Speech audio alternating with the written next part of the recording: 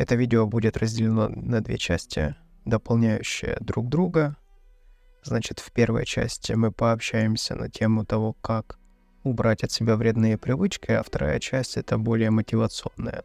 Хотя я постараюсь сделать и первую часть не менее мотивационной. Итак, настраивайся на длительный, продуктивный разговор и начинаем. Итак, вредные привычки. Что это такое? Это алкоголь, наркотики, сигареты и так далее, и так далее. То есть мы не ограничиваемся чисто алкоголем или сигаретами.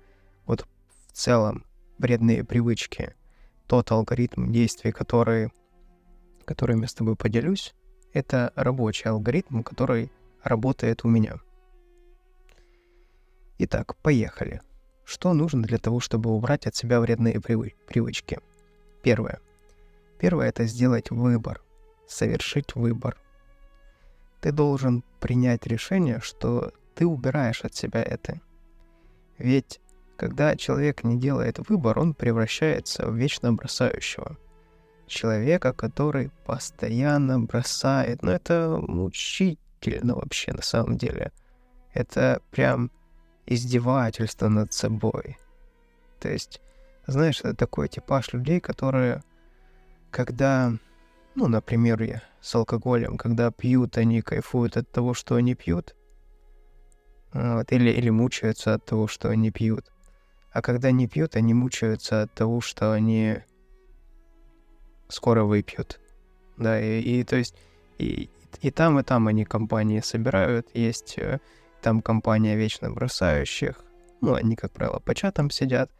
А там компания вечно пьющих. И то есть как-то это уживается, и просто уже, исходя из моего опыта, это превращается, просто люди бросают годами. Да, я, собственно, не вижу там перспектив бросить. Просто человек всю жизнь бросает. Плохо это или хорошо, вообще не мне судить. Это выбор, правильно же? Этот человек сделал такой выбор. То есть он делает выбор, что не будет употреблять там 40 дней, месяц, год. Может, вообще и не делает выбор. Но ведь это же не так. Это же неправда, что когда человек не делает выбор, он его не делает. Он делает выбор не делать этот выбор, понимаешь? Не принимать решения. А если ты не принимаешь решение, то решение принято будет за тебя. Невозможно находиться в ситуации непринятого решения. То есть, если ты решение не принял, за тебя это решение примут. Поэтому, если ты понимаешь, что не нужно тебе это, не нужно, как не нужно бросать, так тебе и по-другому наоборот, не нужно употреблять. Просто нужно для себя сделать выбор, и не обманывать самого себя, это тебе нужно или нет. Может быть, тебе сейчас это не нужно, допустим, бросать. А потом, когда ты пробьешь дно очередное, и этого тебе будет достаточно, то тогда ты бросишь, уберешь от себя эти вредные привычки. Понимаешь, о чем я говорю? Здесь сейчас этот первый пункт, он нереально важный. Потому что, когда ты обманываешь себя, ты от этого страдаешь. Не сейчас, так через год пострадаешь. Это непринятое решение, которое начинает разъедать тебя. И потом, когда ты ловишь срыв какой-то, не люблю это слово, обнуление, срыв, потому что это несет какой-то негативный характер. По факту, когда ты не сделал выбор, то ты воспринимаешь это как обнуление и потерю всего. А когда ты сделал выбор, что этого в твоей жизни больше не будет, и оно тебе не нужно, реально не нужно, то ты воспринимаешь это как получение опыта, и ты понимаешь, что тебя триггернуло на это. И в следующий раз ты сделаешь выводы, и этой ситуации в твоей жизни не будет. Не будет этого окружения, не будет определенных обстоятельств, которые тебя вынуждают попадать в этот вечный круг зацикленный вредных привычек. И Для тебя это получение опыта. Потому что каждый человек, который убрал от себя вредные привычки, он имеет опыт. Имеет опыт, когда пошло что-то не так. И он в следующий раз понимает, ага, так это не работает. Ну, аналогия с тем, когда мы учимся ходить. Прежде чем мы научимся ходить, мы 1000 раз упадем. Да? И потом в итоге, в конечном счете, мы научимся ходить. Также с велосипедом, да, в любом деле. Просто это невозможно. Знаешь, как невозможно получить определенный результат, там желаемый результат, не получив перед этим серию неудачных результатов. Но неудачный результат — это тоже результат. Просто смотря как ты его воспринимаешь. Как камень преткновения и дальше не идешь, да, ты, конечно, тогда проигрываешь. Но когда ты воспринимаешь это как «так не работает», попробуем вот так, по-другому, и достигаешь этого результата путем пробы и ошибок, то в конечном счете ты, конечно же, достигнешь своего и будешь в следующий раз уже... И в этой сфере ты будешь профессионалом, ты будешь знать, что работает, а что не работает. По-другому никак. Поэтому, возвращаясь к нашему пункту, это выбор. Сделать выбор. И не так, чтобы за тебя его там сделали там родственники. Это так не работает. Это не работает. И насильно это не работает. Это наоборот. Вообще даже сильно очень не работает. Когда там над человеком, знаешь, там много таких ситуаций бывает, это понятно, что там родственник пьет, а хочется ему помочь. Ты его можешь только поддержать, а помочь ему ты не сможешь в плане насильно.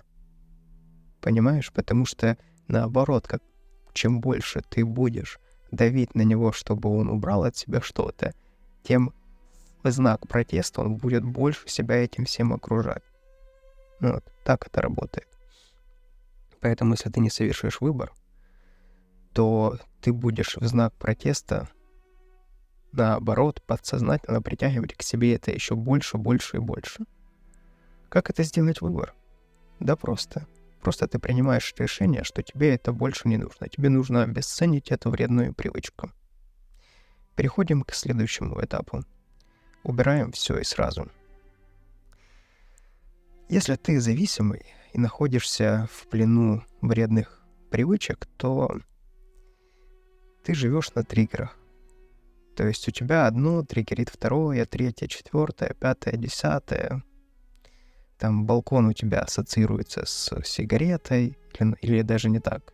Цепочка, такая частенько встречается. Это кофе утренний, провоцирует утреннюю сигарету на балконе. Утренняя сигарета провоцирует определенное состояние, в котором уже хочется вечером погулять, потусить. Или же уже утром, или днем, и это провоцирует выпивку. Выпивка там провоцирует какие-то там наркотики провоцируют какое-то окружение. В общем, это все взаимосвязано. Такой зацикленный круг, с которого вырваться, это просто убрав, допустим, там все эти там алкоголь, сигареты, и как бы у тебя перестанет работать эта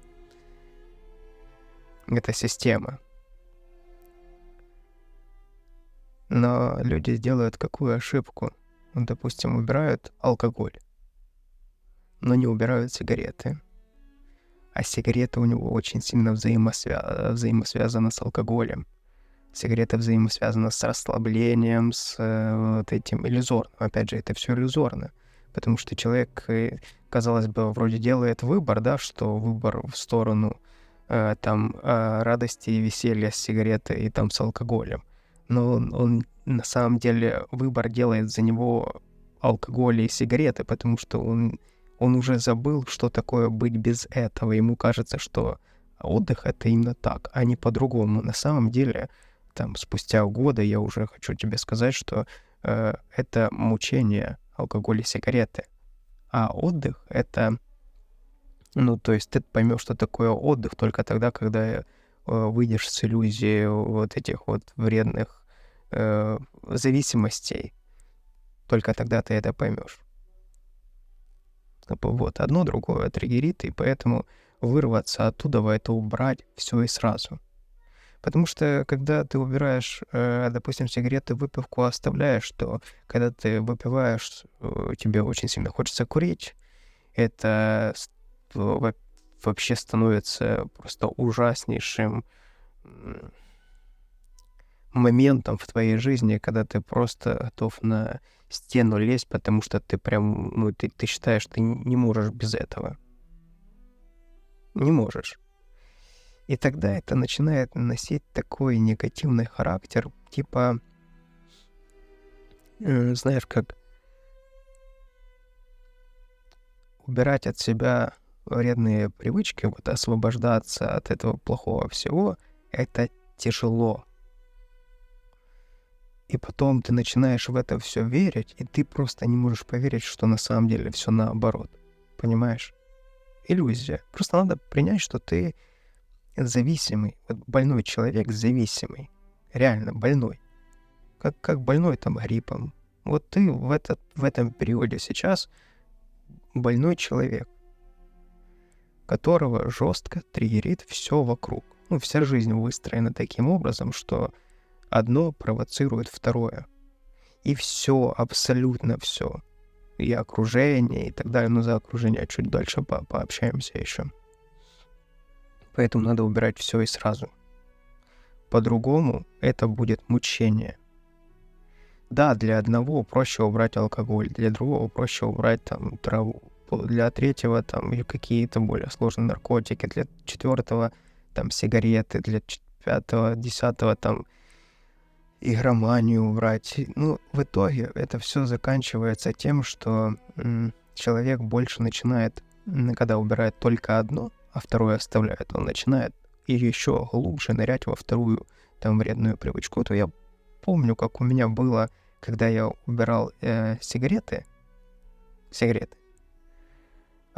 и попытался заменить это на электронку. Ох, я тогда столько курил. Это продлилось, может быть, там дней 14. Вот. Но это было до такого доведено, что я просто уже не мог дышать. Понял? Сам просто вот не мог дышать. Я каждый вдох пытался всунуть в себя вот эту вот электронку, чтобы хоть как-то угомонить вот это вот желание. А на самом деле я тогда что делал? Провоцировал себя еще на большее желание курить. Такой вот зацикленный круг, замкнутый.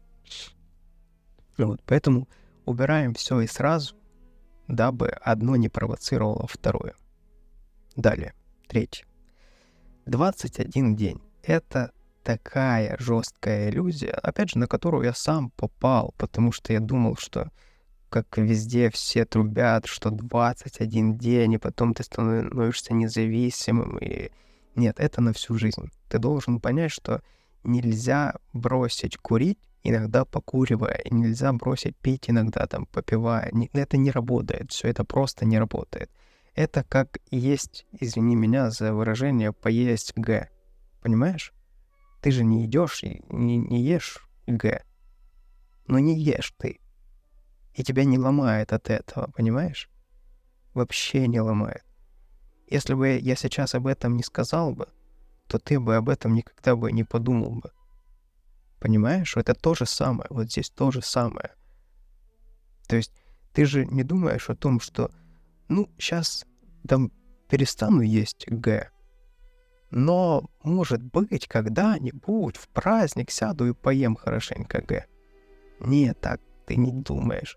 Потому что ты понимаешь, это неадекватно. А так получилось, что из поколения в поколение там передавалось, ты видел все эти застолья, видел, как взрослые там курят. То есть ты даже не принимал решения от себя это как-то убрать или это вообще не употреблять. Ты не принимал решения, это за тебя приняли решение, и тебе уже было понятно, что как только ты станешь взрослым, ты будешь это делать. Так вот, возвращаемся к нашему 21 дню. Это не работает. Это навсегда. То есть, если ты убираешь навсегда на всю свою жизнь. Ты себя высвобождаешь. Ты делаешь себя свободным. Свободным человеком. Свободным человеком от всей этой гадости. Ты же еще себя реально не знаешь настоящим. Может, ты еще себя помнишь там в детстве, когда ты был независимый от этого всего. Но это такое все. Ты реально не понимаешь своего нынешнего потенциала, потому что он приглушен твоими вредными привычками, он забит. Любая твоя какая-то инициатива очень быстро заканчивается вся пятничными какими-то попойками, либо выкуренной сигаретой. Вот ты помнишь это состояние, думаешь, вот сейчас как сделаю что-то, и вся твоя вот эта вот энергия сливается какими-то там после какой-то попойки, после какого-то там нахождения себя в негативном окружении, после сигареты, и все, и руки опускаются, думаешь, какое-то даже уже в какой-то момент начинает тебя бесить просто это мимолетное жгучее желание пойти что-то сделать, которое в секунду распыляется ни во что, и потом ты думаешь, ну как оно же было, я же хотел, а где оно, куда оно делось? Ладно, возвращаемся к нашему 21 дню. По своему опыту скажу, что я был в иллюзии 21 дня, я надеялся, что спустя 21 день не будет никакого там желания, я смогу употреблять как все, и, благо, что у меня этот опыт был, и я смогу с тобой им поделиться, что, оказывается, вообще без разницы это все, хоть 21, хоть миллион первый день, это вообще не работает. Не работает. Это просто для красивого словца придумали. Вот просто. Все, больше никак. Там, понимаешь, если ты придумал, что ты не будешь пить год, и спустя год ты начнешь пить, то спустя время ты поймешь, что этот год без выпивки был лучшим годом в твоей жизни. Это ж даже я не только по себе сужу. У меня есть, скажем так, бигдата. Я смотрю за большим количеством людей, вот в сообществе трезожника, я смотрю одни и те же, понимаешь, а работает одинаково. У всех работает одно и то же. Мы думаем, что мы какие-то уникальные, каждый там чем-то отличается, у него супер уникальная ситуация, отдельная, все. Нет, все работает одинаково, у всех работает все одинаково. У тебя, у меня и так далее, все одинаково. Каждый придумывает для себя какую-то шифровку, конечно, и придумывает, чем он отличается, но по факту выполни 1, 2, 5, 10, все, ты выйдешь из этого всего. Это, понимаешь, это мне норм рассказывать тебе, потому что я не заинтересован в этом никак материально. Понимаешь? Но никакой психолог тебе просто так это не скажет, или какой-нибудь там нарколог, или еще что-то, потому что потеря тебя как клиента — это потеря его заработка. Но мы живем в таком мире. Если ты не платишь если не платишь за бухло, то будешь платить там наркологу. Хотя я не против этого всего. Хоть бабка, шептуха, какая разница, лишь бы работала, понимаешь? Я вообще к этому отношусь вот так. Результаты никогда не врут. Если есть результат, и это не вредит никому, все, это работает. Это классный метод. Пусть так и работает. Конечно, каждый ищет свой метод, и я вообще считаю, что каждый метод свой должен найти. Узнать у меня что-то, пойти там еще что-то узнать, и в итоге сформировать что-то свое одно. Но главное в этом не утонуть. Потому что можно нахвататься везде всего, и в итоге понять, что же делать тогда? В этом, когда ты начинаешь там миллион методов вокруг себя держать, и понимаешь, что, так а что делать вообще? Что-то и то наполовинку не работает, и то наполовинку не работает. В таком случае я придерживайся вот того, чего я тебе говорю, и все у тебя получится.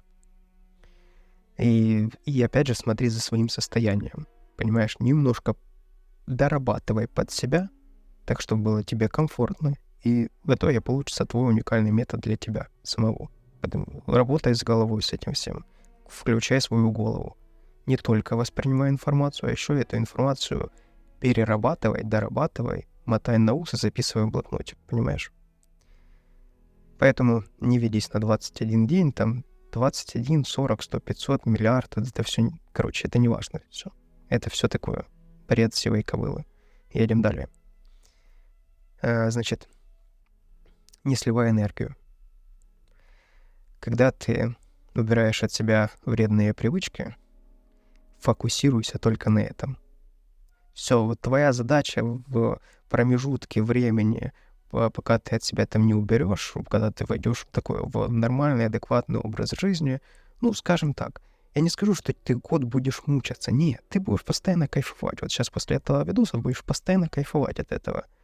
Но фокусируйся чисто на этом. Вот твоя работа number one — это только заниматься тем, чтобы слушать себя, не допускать никаких триггеров в своей жизни. Если они возникают, то прорабатывать их, не вестись на них.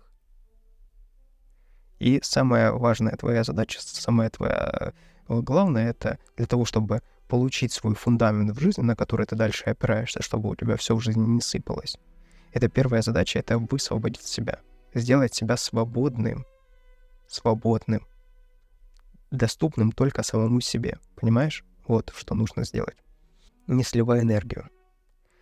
Не рассказывай об этом никому. Не рассказывая там что-то там. Ну, понимаешь, самое первое, что возникает в желании, это весь мир поменять.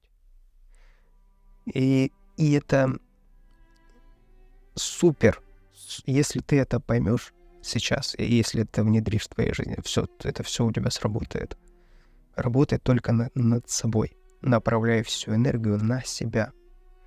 Когда ты там 5-й, там 7-й день, там 3-й день вот будешь находиться чистым, без вредных вот этих вот всех своих привычек, тебя будет разрывать от того, что ты будешь видеть, в какой иллюзии живет все твое окружение, и ты будешь вот примерно вот так это выглядит, как будто бы ты кричишь во всю мощь, а звука не исходит, и тебя никто не слышит.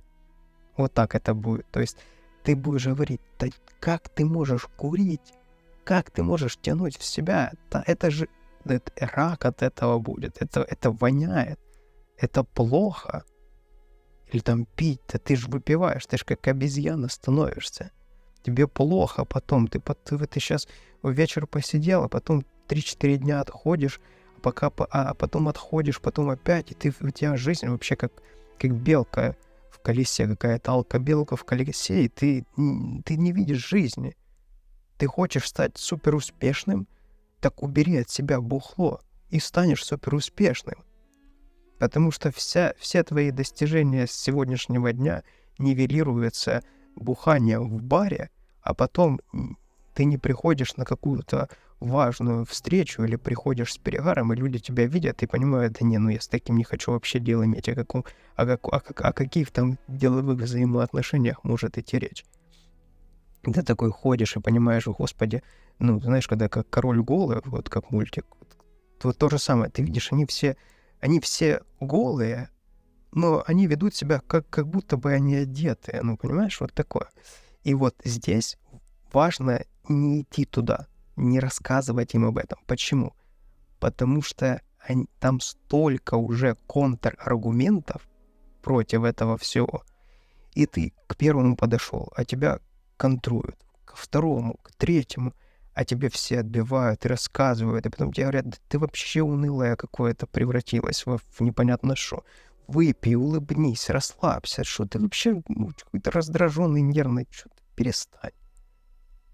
И ты такой 1, 2, 10. Это я хочу заметить, у тебя окружение на сегодняшний день подобранное под твои вредные привычки. Оно сформировано путем вот этих всех твоих приобретения твоих вредных привычек.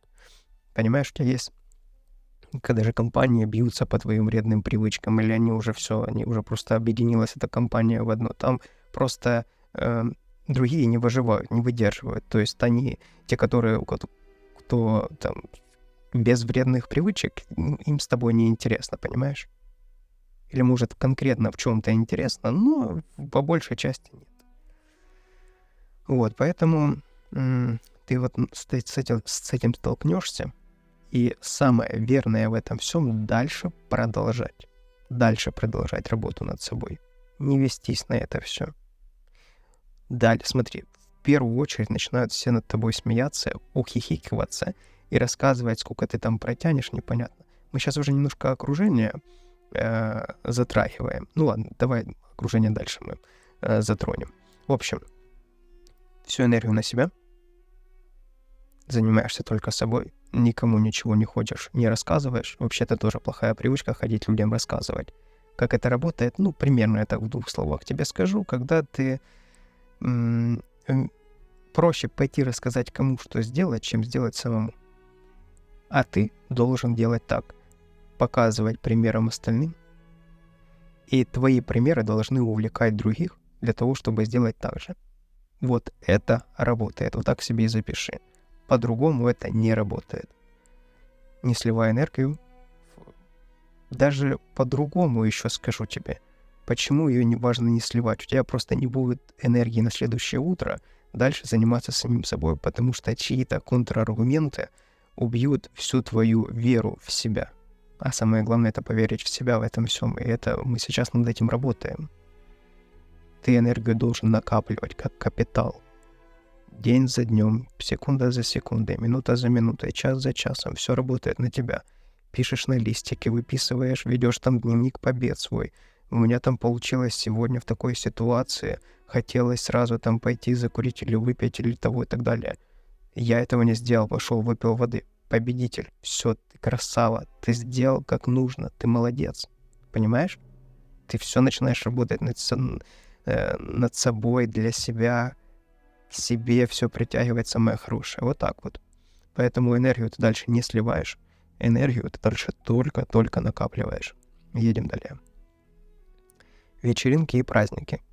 Смотри, когда ты убираешь от себя все вредные привычки, то самая большая работа происходит не тогда, когда день рутинный. Это несложно. В рутинный день там не повестись на какой-то там триггер, да, или там не курить там и так далее. Самое сложное происходит тогда, когда ты вот в привычных для тебя ситуациях ты употребляешь. Вот самая большая работа происходит здесь. Значит, вечеринки всякие, праздники, я бы рекомендовал их не пропускать. Понимаешь? Сейчас это такая тонкая грань. В этот момент, в этот период у тебя будет четкое понимание, где твои, где не твои. Где просто собутыльники, а где настоящие люди, с которыми имеет смысл дальше продолжать взаимоотношения. Я тебе хочу сказать, не гонись за большинством. Тебе достаточно в жизни иметь там 2-3 человек, все этого достаточно. Кому ты доверяешь, кто тебя поддерживает, вот, твоя основа, твой фундамент. Не ступай на эти грабли, когда, знаешь, как если тебя стадо отвергает, то ты сейчас помрешь. Мы не в то время уже живем, когда если стадо тебя отвергнет, то, скорее всего, ты пойдешь и создашь свое стадо какое-то, где будут уже оно по твоим правилам, либо будут там твои ценности. То есть, понимаешь, о чем я говорю? Вот. Поэтому вечеринки и праздники — это такая штука, которая тебе, во-первых, покажет на каком-то этапе. Просто ты пойми, когда ты увидишь пьющую компанию, то ты поймешь одно. Час еще есть что там делать.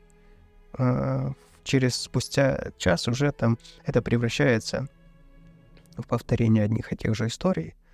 Круг за кругом, одно и то же. Просто одно и то же. Тебе станет просто противно там находиться. Поэтому, значит, люди, которые не употребляют, не любят такие компании, а те, которые употребляют, не любят таких людей, потому что люди, которые употребляют, ты им портишь весь кайф, понимаешь? Вот, ты увидишь, как это в действительности происходит, плюс ты попадешь в ситуацию, в которой тебе конкретно необходимо будет поработать над собой. То есть у тебя будет возникать желание, и тебе нужно это желание прорабатывать. То есть ты должен понимать, так, я хочу. Ты спрашиваешь себя, почему я хочу? Просто потому что хочу классное получить настроение, а я могу получить это настроение, выпив сок. А мне будет хорошо, если я сейчас выпью. А представь, как ты будешь собой гордиться завтра, когда ты утром проснешь, у всех болит голова, а ты продуктивный. Ты сразу заряжен на крутой рабочий день, на крутую продуктивную деятельность. У тебя не болит ничего. Это тот момент, когда ты пошел на вечеринку, и ты получил оттуда что-то, а не отдал. Да, как в большинстве случаев происходит. Ты приходишь на вечеринку, отдаешь там все, и зарплату, и здоровье, и на ближайшие 3-4 дня еще свою всю позитивную силу и энергию там оставляешь, потом тебе приходится отходить от этого, восстанавливать свою биохимию организма в ближайшие 3-4 дня. Ну, а там же, знаешь, как в основном происходит. Спустя 3-4 дня, опять же, если не на второй же день, опять же, идет употребление, и там просто ты уже не понимаешь, как это нормальное состояние. Поэтому вечеринки и праздники — это такая практика, которая тебя каждая вечеринка, каждый праздник, он тебя делает сильнее. Каждая трагическая, каждая эмоциональная ситуация, каждый в общем, там, где ты выбиваешься из рутины, где ты становишься, знаешь, либо сверхэмоционально там в позитивном русле, либо в негативном русле. В общем, где раньше ты вот на такое состояние, у тебя была единственная реакция — это пойти употребить, там, покурить и тому подобное. Вот эти ситуации важно проходить. То есть это твоя практика, понимаешь? Потому что если не попадать в такие ситуации, то может быть такое, и такое действительно случается, что там год не употребляют люди и понимают, что все победил, а они просто не попадали в такие ситуации. И это хорошо, с одной стороны. Ты, с другой стороны, да, это бывает же и третья история, когда, попадая в такие ситуации, человек уже абсолютно спокойно на это реагирует. А бывает и наоборот ситуация, когда триггерит, и люди срываются. Вот, поэтому не становись затворником. Вот таким, знаешь, типа, все, я от всего, оно будет отпадать от тебя. Все плохое будет при таком вот настрое, оно будет все плохое отпадать. Поверь, то негативное окружение, которое привыкло к тебе вот такому, какой ты был до этого, как только оно поймет, что ты поменялся, оно тебя и сразу, там даже не надо будет особо каких-то устраивать там диалогов на этот счет, тебе просто перестанет от этих людей поступать звонки. Ну вот мы, собственно, и подбираемся к следующему этапу про окружение. Видишь, оно все взаимосвязано, поэтому уже сколько раз затрагивал тему окружения. Смотри, с тобой сначала начнут издеваться, ухмыляться. Все, опять же, это индивидуально, но плюс-минус похоже. Все будут бояться тебя потерять, понимаешь? И все будут стараться затянуть тебя вот в это вот болото обратно. Как крабье ведро, да, когда в ведре сидят куча крабов, они друг за друга хватаются и не дают выбраться никому. А помести одного краба, он спокойно сам оттуда выберется. Вот это вот принцип вот этого крабьего ведра, оно, собственно, и тут начинается на первом этапе, когда люди начинают понимать, так, а что это себе там он позволяет вообще, как это так, я сейчас друга лучшего потеряю или подружку.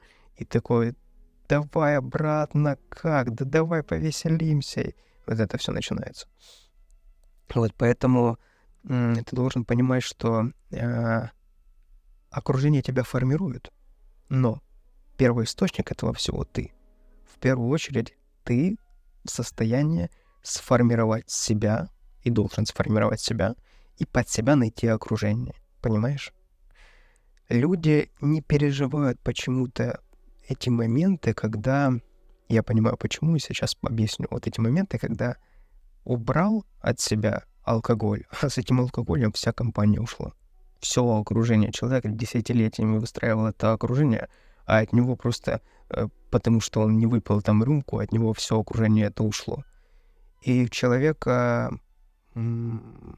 начинает рушиться мир.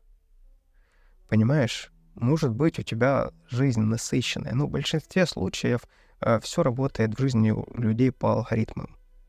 То есть вырабатывается определенный алгоритм, я тебе больше скажу, большинство и глобальное большинство не мыслит, не умеет мыслить. Глобальное большинство живет по алгоритмам. Что значит по алгоритмам? По алгоритмам это когда ты приходишь на работу, и тебе говорят, делай вот это, вот это, вот это, а в конце будешь получать вот это. И ты вот так ходишь, вот, и делаешь, и не задумываешься ни на чем. Да, тебе что-то не нравится, ну, у тебя появляется новый алгоритм, это бухать по вечерам, понимаешь? Или там по выходным и так далее. То есть алгоритмы... то есть человек не сам себе создает алгоритмы, а он ищет те места, тех людей, которые дадут ему эти алгоритмы. Вот. Уловил, о чем мысль? Вот. И вот это все окружение, оно формируется и работает по этим алгоритмам. Ты куда-то не пришел, заболел? Ага, так, хорошо. Помочь ему там, может выздороветь, если еще нормальное окружение.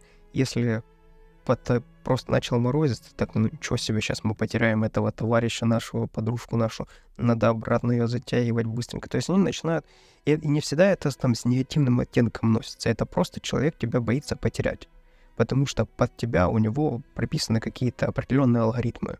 С тобой он может обсуждать что-то, а без тебя он там не будет этого обсуждать. От тебя он привык определенные эмоции получать, а без тебя он не будет эти эмоции получать. Ну, то есть, типа, каждый боится сам за себя, и поэтому окружение не заинтересовано в том, как правило, когда ты во всех вредных привычках находишься, тут оттенок такой, что окружение, как правило, не заинтересовано в том, чтобы ты менял свою жизнь, потому что при смене твоей жизни так большая будет вероятность, что люди с тобой эти не останутся. И тогда вообще рушится их картина мира. Если ты такой ходишь и задумываешься о том, что как-то мы живем неправильно, то человеку проще объяснить тебе, что ты мыслишь неправильно, чем задуматься над собой. Да? Как вот это вот присказка, что мы не видим у себя бревна в глазу, зато видим пылинку в чужом глазу. Вот такая вот ситуация. Поэтому окружение в данном случае, ты реально заложник своего окружения, и ты должен это понимать. И твое окружение точно поменяется. И не бойся этого, потому что на смену этого окружения придет новое окружение. Новое окружение, которое ты сознательно сформируешь. Итак, что сначала произойдет? Сначала тебя попытаются затянуть к себе обратно, ну, то есть ничего в себе, объяснить, как так и тому подобное. Потом начнут над тобой смеяться, улыбаться и так далее. Начнут обесценивать твои достижения.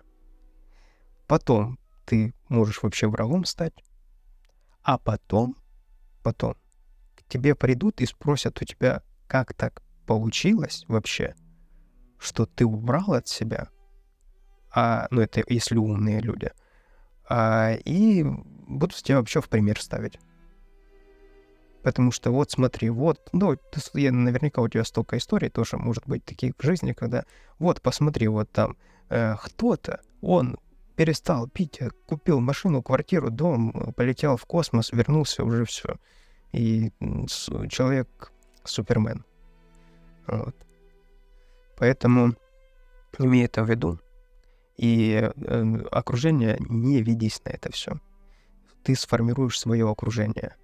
Вот сейчас это, скажем так, с чистого листа ты начинаешь, и тебе нужно сейчас работать над собой. Потому что если ты хочешь успешную вторую половину, любовь свою вторую половину найти и хочешь, чтобы она или он был успешным, был крутым, интересным человеком, то ты должен стать таким человеком.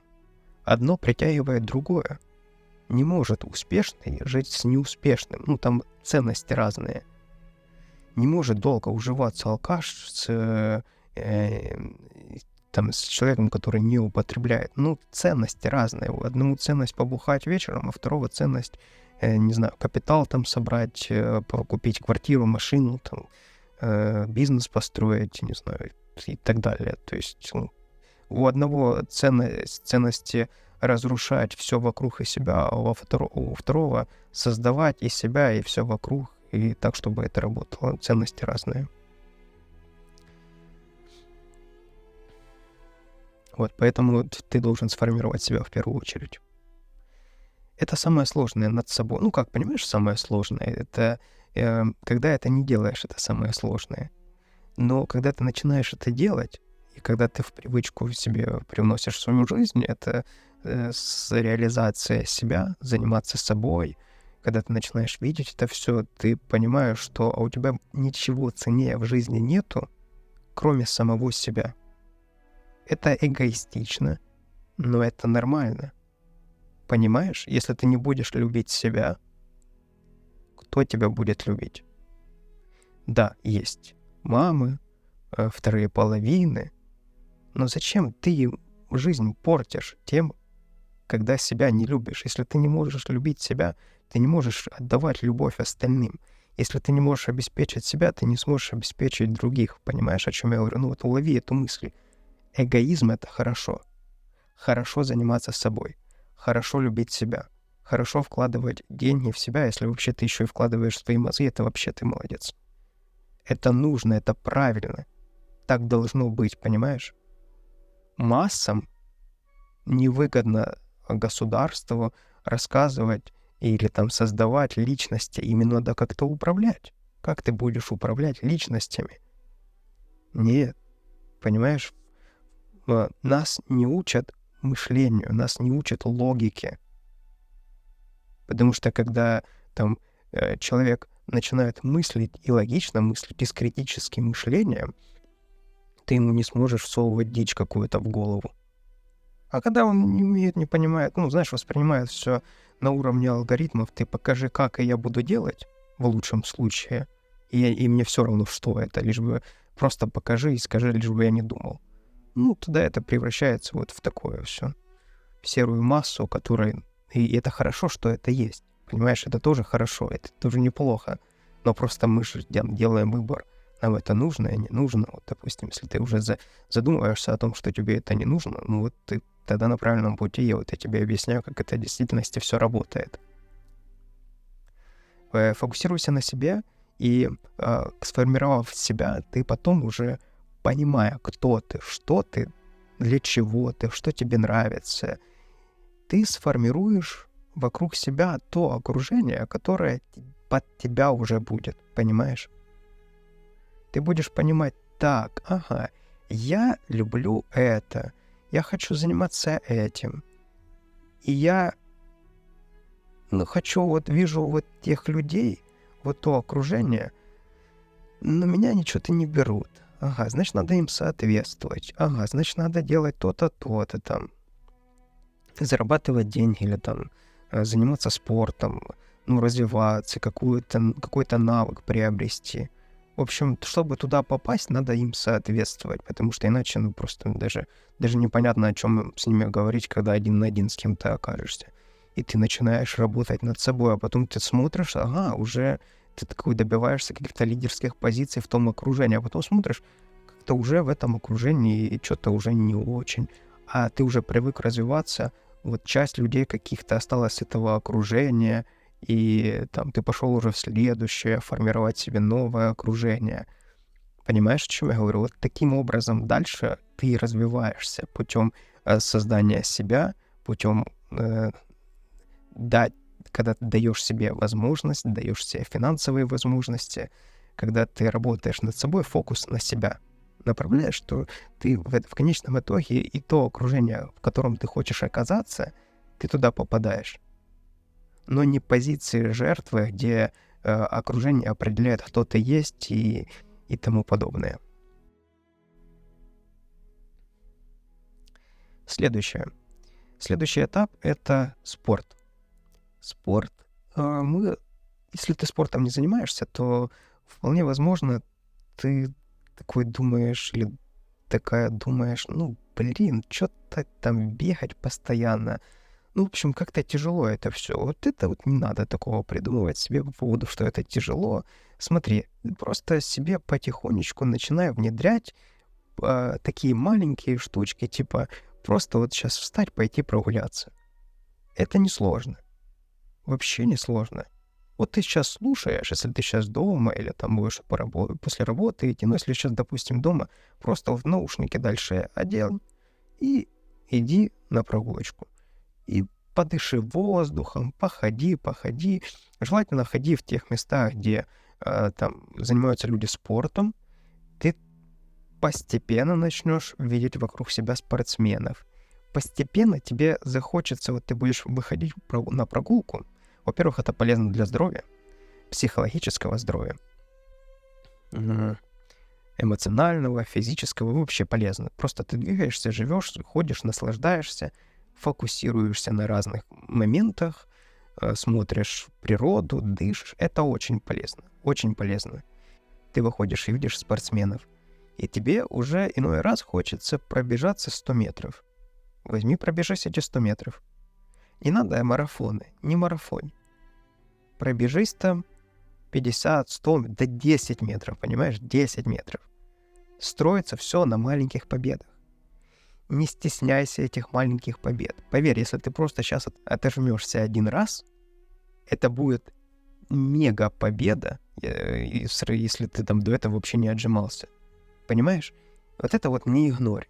Не падай из крайности в крайность, когда ты там то ничего, то сверх много. Ты такой нагрузил себя, а потом просто завтра лежишь, не можешь не подняться, спину рванул, там все болит.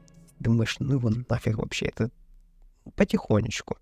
2 раза подтянулся там, или просто повисел на турничке, просто прогулялся, просто там поездил на велосипеде.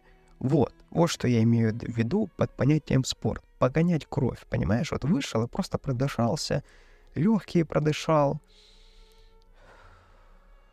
Кстати, не забывай дышать глубоко. Часто мы дышим, знаешь, так. И ты в какой-то момент понимаешь, какое жесткое напряжение, в каком жестком напряжении ты находишься, поэтому не забывай дышать глубоко, это важно. Прогулявшись утром, ты насыщаешь свой организм свежим воздухом, вообще другое состояние, вообще другие мысли абсолютные. Вот добавляй в свою жизнь на ежедневной основе спортик. По чуть-чуть. Вот, понимаешь, каждый придумывает для себя, почему это ему не нравится. Тебе не нравится название тренировки, придумай это просто прогулки. Тебе не нравятся прогулки, придумай просто пойти подышать, посмотреть природу, понаслаждаться там, вот понаходиться в моменте, просто без мыслей, помедитировать. И опять же, по поводу медитации, тебе не надо там сверху что-то мощное, там супер какие-то знания, просто одел, включил, благо там музыки хватает, в том же ютубчике ввел там, так, медитация там на природе, бах, ввел, включил наушники, посидел там 5 минут, понаслаждался, все, пошел дальше. Вот, понимаешь? Вот, в кайф, в удовольствие. Плюс к этому всему ты начинаешь, твой организм, он же выздоравливать начинает все это время. Там, понятно, у тебя какое-то по здоровью будет вылазить какие-то неприятности. Это не потому, что ты убрал от себя вредные привычки, это благодаря этому, благодаря тому, что убрал, ты начинаешь чувствовать свой организм и начинаешь понимать, что вот это ты не чувствовал. Ты не чувствовал там головную боль, какие-то внутренних органов боли или там зубную боль. В общем, ты это не чувствовал, и ты понимаешь, что вот оказывается оно болит. И ты начинаешь на это обращать внимание, и не игнорь это, а пойди к врачу. Тоже в этом сложного ничего нету. Я еще очень рекомендую сделать чекап. Хотя бы раз в год чекап Ну, то есть обследование всего организма. У тебя может быть то, что ты называешь депрессией, плохое самочувствие, состояние, там все плохие мысли, это просто там из-за того, что не хватает определенных витаминов. И ты начинаешь нашифровывать себя, начинаешь придумывать, почему мне так плохо, думаю, жизнь несправедлива. На самом деле просто не хватает чего-то организму. Понимаешь? Просто не хватает. А ты прошел обследование, у тебя вот тут там какие-то начинаются там зарождение какой-то болезни там плохой. Вот ты сразу взял и подлечил. Или, опять же, там какие-то витамины пропил. То есть это важно. Это важно очень, потому что это влияет на твое ежедневное самочувствие. Ежедневное самочувствие. Потому что ты сейчас полезешь в интернет, так, у меня там болит то-то, то, ты там поймешь, что ты вообще уже не жилец. Понимаешь? То есть не нужно так делать. Чекап, особенно после того, как ты убрал от себя вредные привычки, фокус на свое здоровье. Начинай чувствовать свой организм, вот каждую клеточку. Вот ты сейчас вот попробуй почувствовать твою там голову, плечи, там ноги, туловище, руки, да. Вот почувствуй, это же ты. Это же ты. Ты любимый. Или любимая, вот, это ты. Понимаешь? И тебе надо вот внутрь себя смотреть. Вот организм, как себя чувствует. Работать над тем, чтобы организм себя хорошо чувствовал. И подсознание тебя отблагодарит за это в виде позитивных мыслей, позитивных каких-то продуктивных мыслей, самочувствия крутого. Стоматолога обязательно посети, потому что это улыбка, понимаешь, это очень важно. Вообще, на самом деле, улыбка реально играет определяющую роль в окружении. И ты сам себя, когда на себя смотришь, ты улыбаешься, и у тебя красивые там белые зубы, это ты рад себе, понимаешь?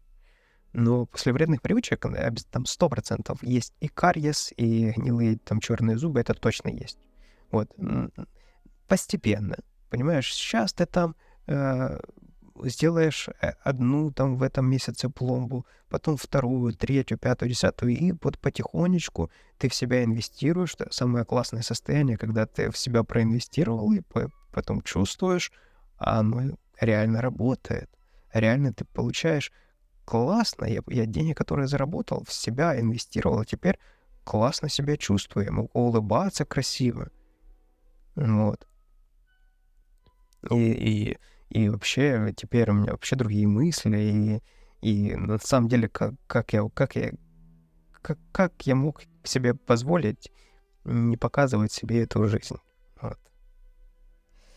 Поэтому возвращаемся опять же к нашему спорту. Спорт — это имеется в виду физическая активность, потому что потихонечку, когда ты будешь добавлять, ты сегодня 100 метров, завтра 200 метров захочешь, может тебе больше нравится плавать, может тебе там бокс, может тебе тренажерный зал, может велопрогулки, то есть надо тебе место, где ты будешь сбрасывать свою негативную энергию, потому что она накапливается, и потом она превращается в желание как-то ее привычным образом слить, выпить, там, покурить и тому подобное, понимаешь?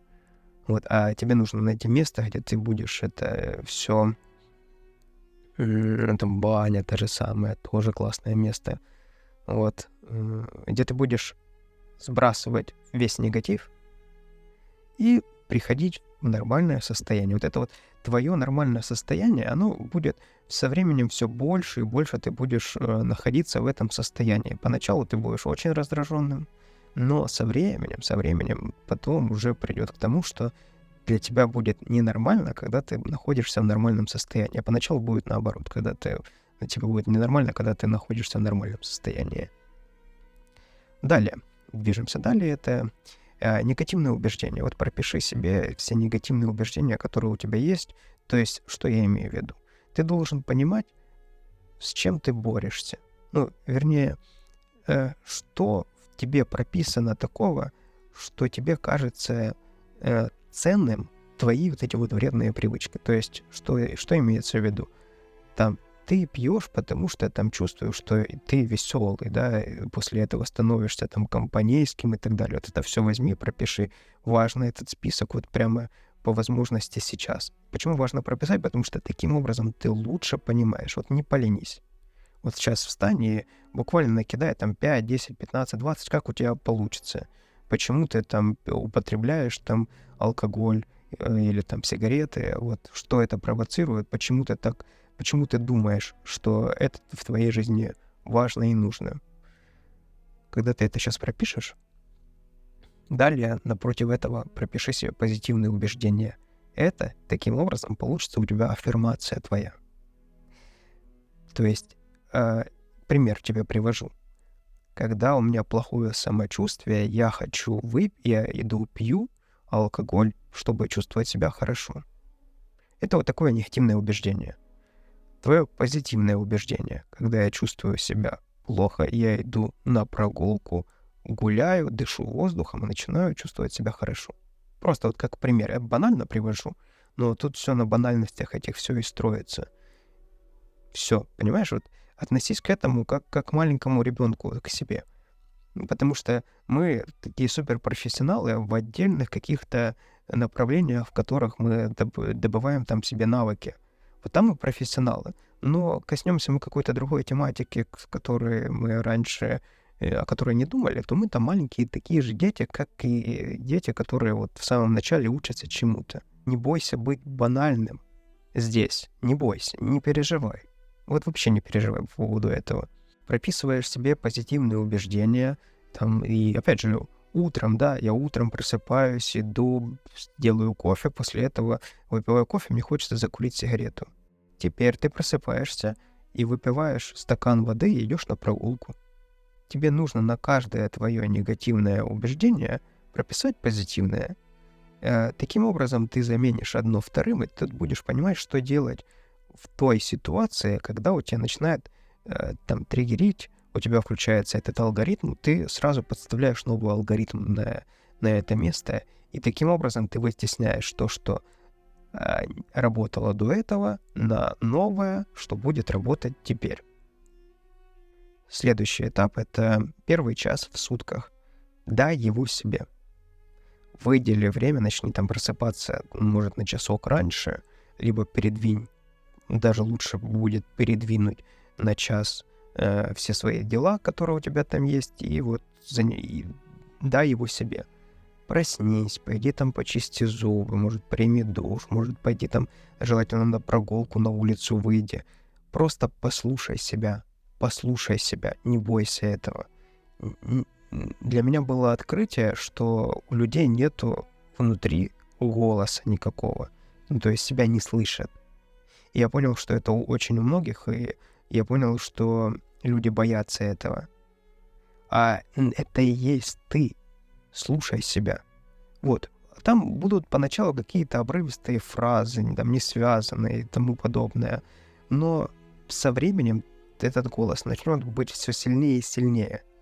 Я не говорю сейчас про шизофрению, про много голосов и тому подобное. Мы сейчас не про крайности. Мы сейчас про конкретно, чтобы ты себя слышала. Какие мысли у тебя? Может, ты сейчас ходишь и говоришь, вот работа не та, не нравится работа, может, тебе там вообще не нравится жизнь. Вот слушай себя. По возможности выписывай это все, желательно это все выписать. Особенно это будет происходить, когда ты просыпаешься.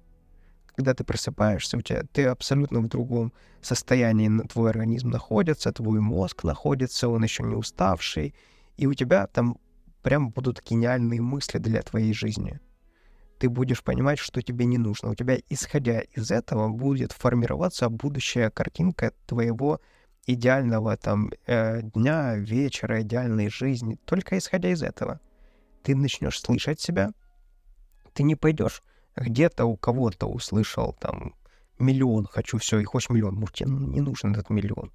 Может, тебе вообще деньги не нужны. Может, тебе нужна вообще спокойная, там, размеренная жизнь с достатком, достаточным для того, чтобы там просто там жить, коммуналку оплачивать, и на жизнь хватало, и просто иметь какую-то подушку безопасности, чтобы понимать, что вдруг чего случится, чтобы не пришлось возвращаться туда, куда не хотелось бы. Вот. Начинай слушать себя. Там обязательно что-то будет. Каждый день будет какой-то инсайт.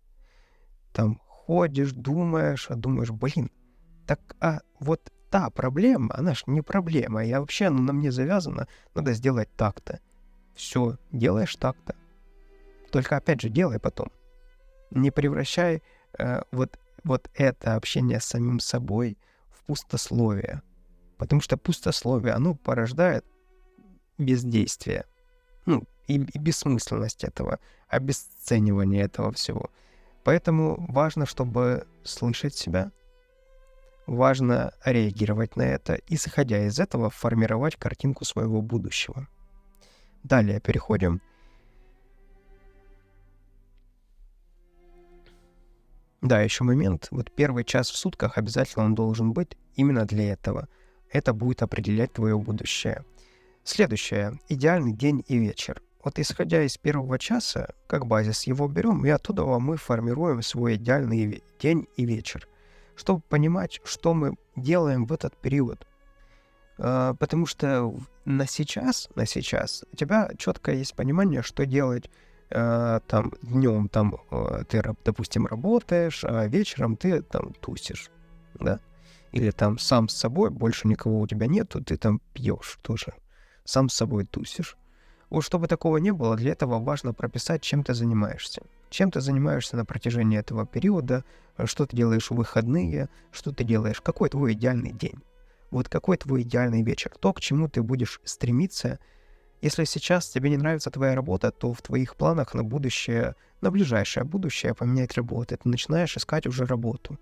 Не думать, что ты ищешь работу, а все, ты начинаешь уже искать работу или бизнес открывать. Или начинаешь откладывать деньги для того, чтобы, опять же, найти новую работу, и у тебя была подушка безопасности, чтобы чувствовать себя нормально до периода, пока ты начнешь получать там нужные тебе средства. Вот. Поэтому важно прописать этот идеальный день и вечер. Поутру мы с тобой определились, что мы там выделяем себе первый час, в котором мы формируем свою жизнь. Первый день ты будешь выходить непонятно, что еще чуть-чуть вернусь к первому часу. Второй день будешь тоже непонятно для чего, просто гуляешь, ходишь. А потом какая-то сцепка произойдет, а на третий бах, есть классная мысль. А потом еще, и вводи это в привычку. Не 21 день, не 15, не, как я говорил, 100-500, все, ты просто ежедневно выходишь на улицу. Даже в дождь пойди. Одень, это ж вообще другая романтика. Одень дождевик, возьми зонтик. Просто постой на улице. Вот под подъездом, если ты или в частном доме живешь, под козырьком, просто постой там. Вот, почувствуй. Почувствуй себя, почувствуй природу. Вот. Это важно для дальнейшего твоего развития, чтобы понимать, где ты будешь еще думать о своем идеальном дне и вечере. Вот, идеальный день, идеальный вечер, как ты его представляешь, как ты его хочешь. Понимаешь, не придумывай здесь, вернее, не бойся здесь мечтать. Здесь твой полет мысли должен быть какой. То есть, понимаешь, та внутренняя картинка, которая у тебя сформируется, это та твоя цель, к которой ты будешь дальше стремиться. И не бойся старайся ставить такие цели, к которым можно что-то ежедневно делать. Да, не такие, что прямо они тебя потушат. То есть ты сначала ставишь цель длинную, далекую, понятную, достижимую, и потом разбиваешь на маленькие шажки. Сегодня это сделай, завтра то, послезавтра третье, пятое, десятое. Чтобы стать миллионером, необходимо вначале заработать 100, потом 1000, потом 5, потом 10, потом 20, потом 50, потом 100, потом 200, потом 500, потом 600, 700, и уже понятно, как стать миллионером, понятно? А когда у тебя нет ничего, и ты хочешь быть миллионером, ты не станешь никогда миллионером. Никогда. У тебя эта цель убьет, прибьет, и ты больше никогда не захочешь даже думать в эту сторону. Потому что организм на биохимическом уровне не будет понимать подкрепления позитивного, почему тебе туда идти. А когда ты, например, миллиона, да, когда ты положил туда 100, ох, у тебя уже 100 есть. Потом еще 100, у тебя 200 есть. Ты сегодня на 200 уже богаче долларов, чем был неделю тому назад, когда не имели ничего. Понимаешь? Потом у тебя 500, потом 1000, потом 5 и так далее. Постепенно ты уже так думаешь, ага, как заработать больше, как может чуть-чуть еще сделать, может какой-то бизнес открыть, может дело, может новую профессию, навык приобрести. Вот. Поэтому конкретная цель, понятная, куда ты хочешь прийти. Дальше движемся. Идеальная жизнь. Из этого всего сформируется у тебя идеальная жизнь. Той жизнью, которой ты хочешь жить. Вот как ты хочешь. Ты хочешь нервничать, ты не хочешь нервничать, ты хочешь просыпаться в такое время, ты хочешь квартиру вот такую, ты хочешь дом такой, машину, работу, бизнес, капитал, пассивный доход, и жить в таком месте, возле моря, возле поля, возле леса, дом с озером, машина, понимаешь, велосипед, там муж, жена, дети, не дети, собака, не собака, кошка, не кошка. Вот эту вот картинку надо сформировать, и тогда у тебя что-то начнет цепляться одно за другое. Если у тебя нету второй половины, подумай, какая вторая половина должна быть у тебя, потому что тогда ты четко будешь понимать, кого искать. Потому что когда ты не понимаешь, кого ты ищешь, ты никого не найдешь. Да, это как идти с точки А никуда. И нет точки Б, ни точки С, и вообще непонятно, что и куда ты идешь. Ты идешь вправо, влево, а какая разница, а зачем? Вот, понимаешь, о чем я говорю? Вот поэтому идеальная жизнь — это ты вот садишься и, прописываешь свою идеальную жизнь, формируется она, опять же, твоим мечтанием, представлением, ощущением. Не воруй ни у кого вот эту вот мечту, понимаешь? Потому что ты попадешь туда, ты положишь жизнь на то, чтобы достигнуть того, чего тебе не нужно. Это социальные сети. У меня лично там в Инстаграме нету, есть социальная эта страница, но я туда не захожу уже там несколько лет. И только вот YouTube, Telegram, да, это там, где я делюсь своими мыслями. И все. Вот. Социальные сети, они дают тебе ложную цель, натянутые улыбки, за которыми скрываются слезы и депрессия. И ничего. Вот, кстати, социальные сети, если ты создаешь контент, да, окей. И просто создавай и выкладывай, будь мотиватором других. Остальное, только для получения навыков и учебы. Остальное тебе не нужно, это все.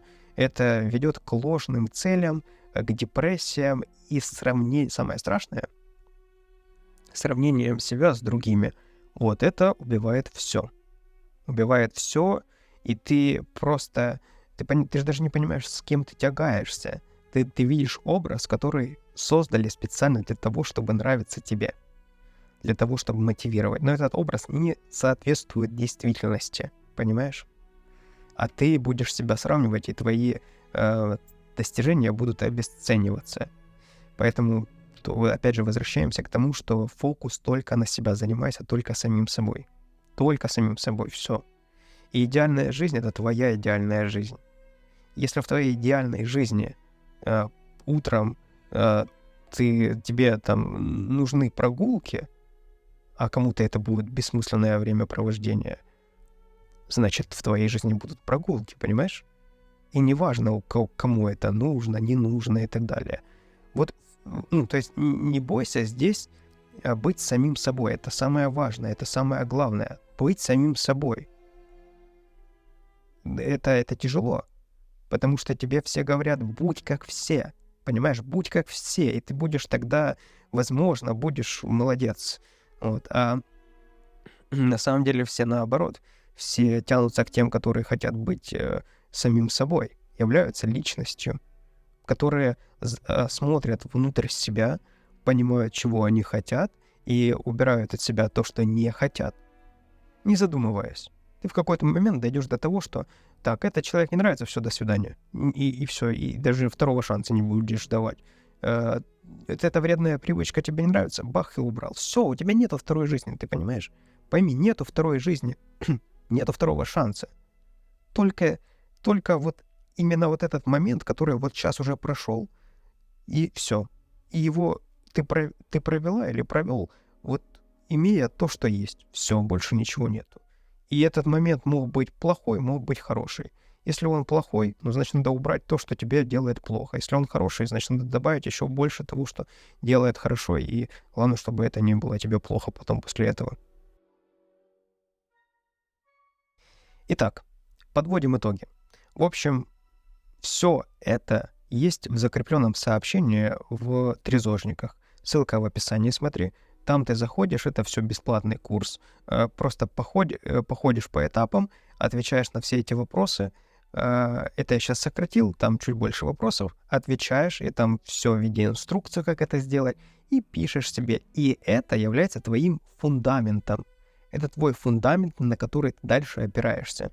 Это то, на чем ты дальше построишь стены устойчивые, крышу и так далее, по аналогии с домом.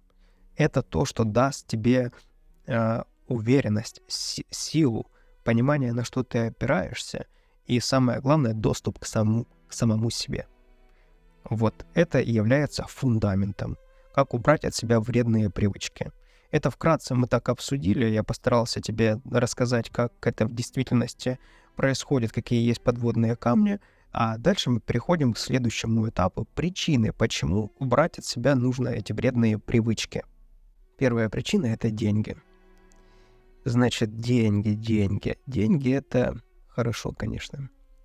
Особенно в наше время, когда за деньги ты себе дашь и безопасность, и защиту, и это хорошо. Деньги — это классно. Деньги — это то, что должно у тебя быть. Финансовая грамотность — это очень важно. Без этого ты будешь рабом, точно будешь рабом. Точно. Долги надо убирать со своей жизни. Долги у тебя наверняка есть. Особенно в режиме вредных привычек, долги там просто множатся. Кредиты, долги. Да, сейчас первая задача у тебя убрать это все. Убрать долги, кредиты, и все получится. Я тебе сейчас объясню как. Смотри. Тебе кажется, что когда ты уберешь от себя алкоголь, сигареты, что там у тебя еще было, значит, и у тебя возникнет какая-то сумма, да, нарисуется определенная. Определенная эта сумма нарисуется, и ты понимаешь, что это большая сумма на самом деле.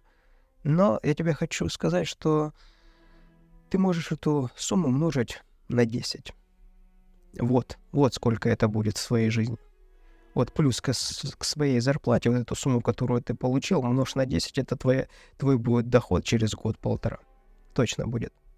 Почему так? Да все просто. Вредные привычки, они блокируют твой заработок. Сколько бы ты сейчас не зарабатывал,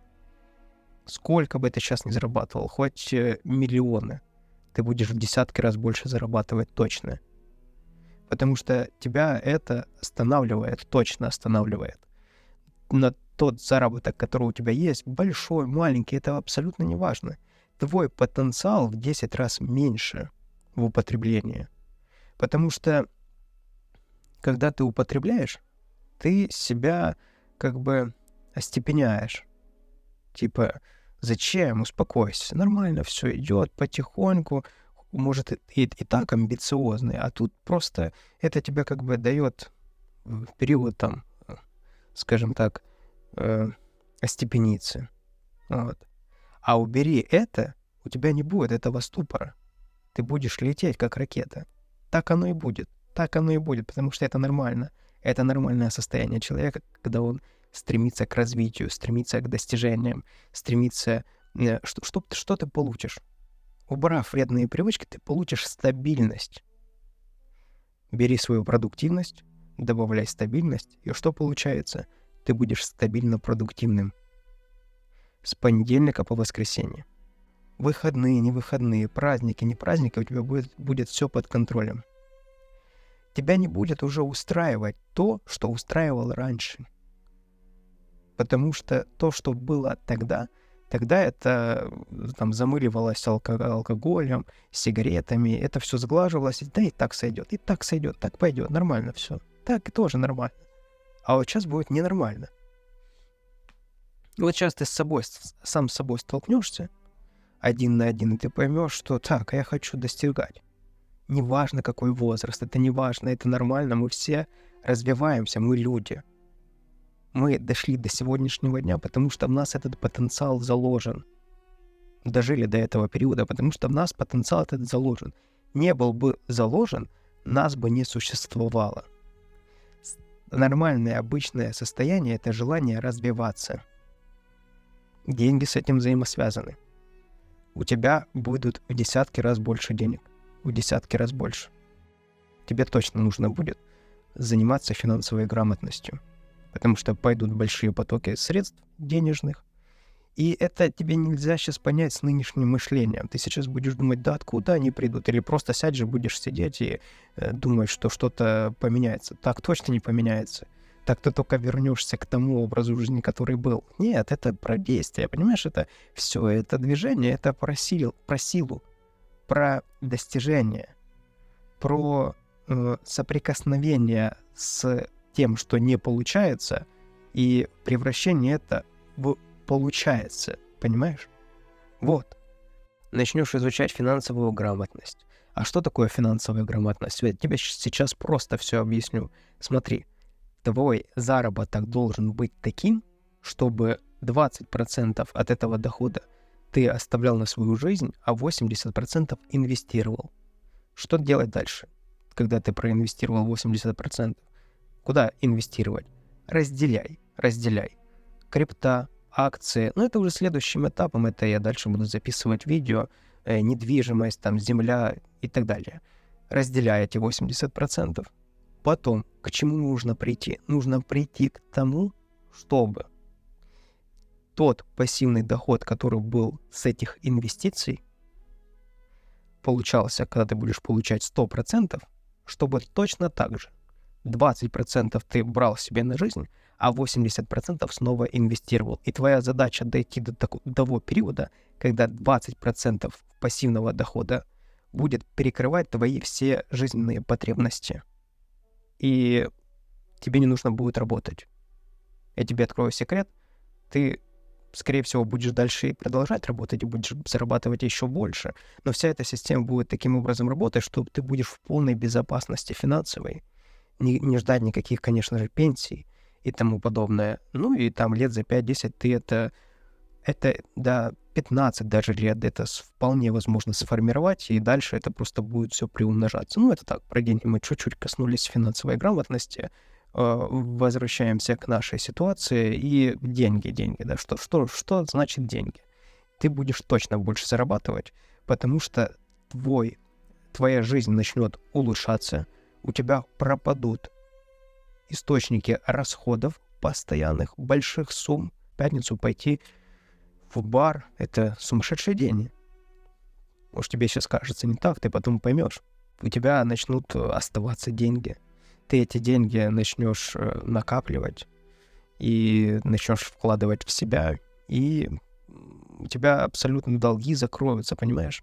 Наверняка же сейчас долги есть, и твоя жизнь, в первую очередь, ты выдохнешь, когда уберутся с твоей жизни кредиты, долги, ипотеки, вся вот эта дичь. Другое дело, когда это с этим с умом пользоваться. Ну, как правило, когда первые кредиты, долги, ипотеки, то, как правило, это получается, потому что есть просто к этому доступ, а не потому что есть мозги для этого. Вот. Так что вот так.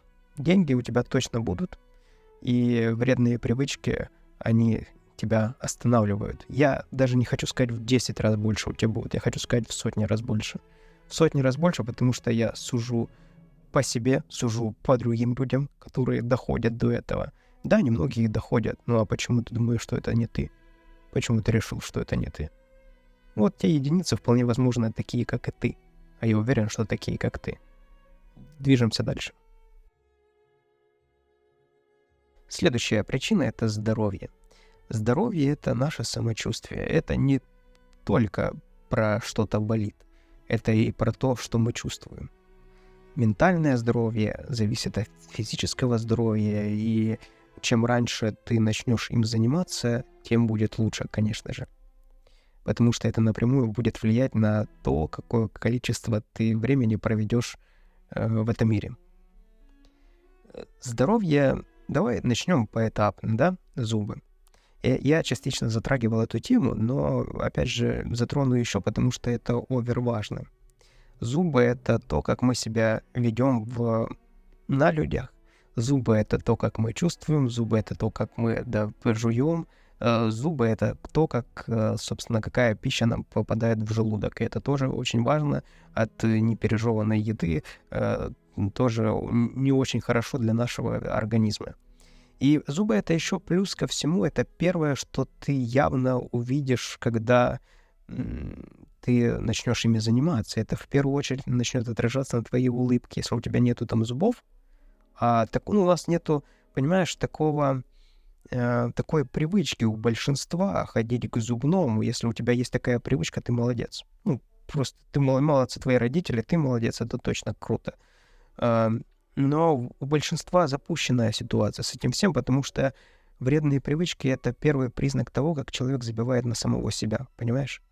А зубы — это то, собственно, отражает, насколько ты забил на себя. Поэтому это плюс еще ко всему, знаешь, там плохо пахнет со рта, ты там к этому привыкаешь, а люди это чувствуют, нету в этом никакой эстетики. Плюс зубы болят, понимаешь? Когда зубы начинают болеть, это все. Это больше ничего не существует в жизни, кроме как зубной боли, да. Если к этому еще зубной боли и головную боль добавить, что рядышком ходит, это вообще бонус. Первым делом, пойди, нету денег, если нету сейчас денег, пойди просто на консультацию, пусть тебя проконсультируют, тебе покажут границы, сколько это все стоит. Ты пойдешь на первую консультацию, сядешь в кресло, тебе посмотрят зубы, не бойся, что там увидят, поверь, это профессионал, стоматолог, он, собственно, ради этого работает, чтобы приходили к нему такие клиенты, как ты. То есть не переживай, что там будет стыдно, не стыдно, это нормально, какая нафиг разница. Вот. Он тебе пропишет, или она, в общем, стоматолог пропишет, нарисует в цифрах, что нужно сделать, и в периоде, что нужно сделать для того, чтобы вылечить твои зубы. И, собственно, там уже и сразу подпишись на второй приход. То есть скажи так, у тебя денег сейчас, допустим, ограниченное количество, скажи, что пусть тебя посчитают, тебе скажут определенную сумму, и ты скажи, давайте разбивать это на год. Или там на 1,5, на 2. И все, я тебя разобьют, там скажут, ага, в следующем месяце в такую дату приходи. У тебя будет как раз период, время для того, чтобы собрать средства для вот этого прихода. Все просто объясняю, потому что я понимаю, что когда ты с этим не сталкиваешься, тебе кажется это очень сложно. Следующее. Со стоматологом мы решили, все, на поток поставили, мы просто собираем деньги и приходим туда. Следующее, это, как я уже заикался, это чекап организма. Тоже пойди на обследование, недорого это все стоит. Пойди обследуйся, вдруг выявится какая-то проблема, то, опять же, таким же самым образом определи какую-то дату, и к этой дате успей собрать определенные средства, которые понадобятся. Вот у тебя уже появятся там 2 цели, да, вот и зубы, и в целом по здоровью организма. Ты понимаешь, это такие вещи, которые ты начнешь чувствовать сразу же. Когда зуб вылечили, ты сразу перестаешь чувствовать ее боль. Там в разрезе 1, 2, 3 дней, да? Так же. Следующий этап, конечно, это уже там виниры поставить. Это уже, опять же, все зависит от финансовой ситуации. А почему бы и неплохо об этом помечтать или о брекетах? Тоже классно. Вот. Ты понимаешь, это таким образом ты формируешь себе билет туда, в те окружения, в которые ты хотел бы попасть. Вот. Те окружения, которым необходимо соответствовать. Вот ты начинаешь заниматься самим собой. И плюс ты начинаешь сразу чувствовать себя. Вот. Потому что это притупленное уже состояние, когда нету ощущения себя, то есть постоянно вот есть жгучее там желание быстрого кайфа, быстрого удовольствия, да, и все, и ты больше ничего не чувствуешь. А тут, оказывается, ты можешь почувствовать, как там хорошо пахнет со рта у тебя, просто потому что плохо не пахнет, да, или там в целом ты поднимаешься с дивана, а у тебя голова не болит. Да, вот достижение какое. Или просто потому что ты решил или решила пойти прогуляться, и у тебя есть на это настроение. Ты просто там перестала орать на людей, потому те, которые тебя окружают. Вот, потому что становится нормальная нервная система в порядок приходит. Опять же, это все связано со здоровьем. Поэтому здоровьем занимаемся. Потому что банально это, конечно, банально это до поры до времени. Банально, когда у тебя здоровье, этого много. Но, как правило, не так долго это все длится, чтобы здоровье тебя не потревожило. Просто надо понять, что, поверь, самое долгое в этом всем у нас в нашей жизни — это старость. И к старости надо готовиться уже сейчас. И никогда не поздно, понимаешь? Потому что лучше в старости сидеть где-то, ездить по курортам, по кругосветным путешествиям и платить деньги людям, которые будут обслуживать тебя, обеспечивая твою жизнедеятельность, чем помирать где-то в болячках от бедности и отсутствия здоровья. Кажется, вроде бы очевидно. Поэтому мы сейчас уже готовимся к нашей старости, уже начинаем формировать себе как минимум базис по нашему здоровью. А по поводу денег это в первом пункте мы уже обсудили. Движемся дальше. Третья причина — это свобода. Свобода физическая, свобода ментальная — это когда ты независимая, когда ты занимаешься своей жизнью, и на нее больше никто не влияет. Или влияет в рамках допустимого тобой. Вот. Когда вредные привычки присутствуют в твоей жизни, нет, ты не свободен. Свободы нету. Нету свободы. Это тюрьма. Это тюрьма, в которой большинство находится и не понимает этого. Я не говорю сейчас о том, что все должны жить трезвой жизнью. Нет, это выбор. Это выбор человека.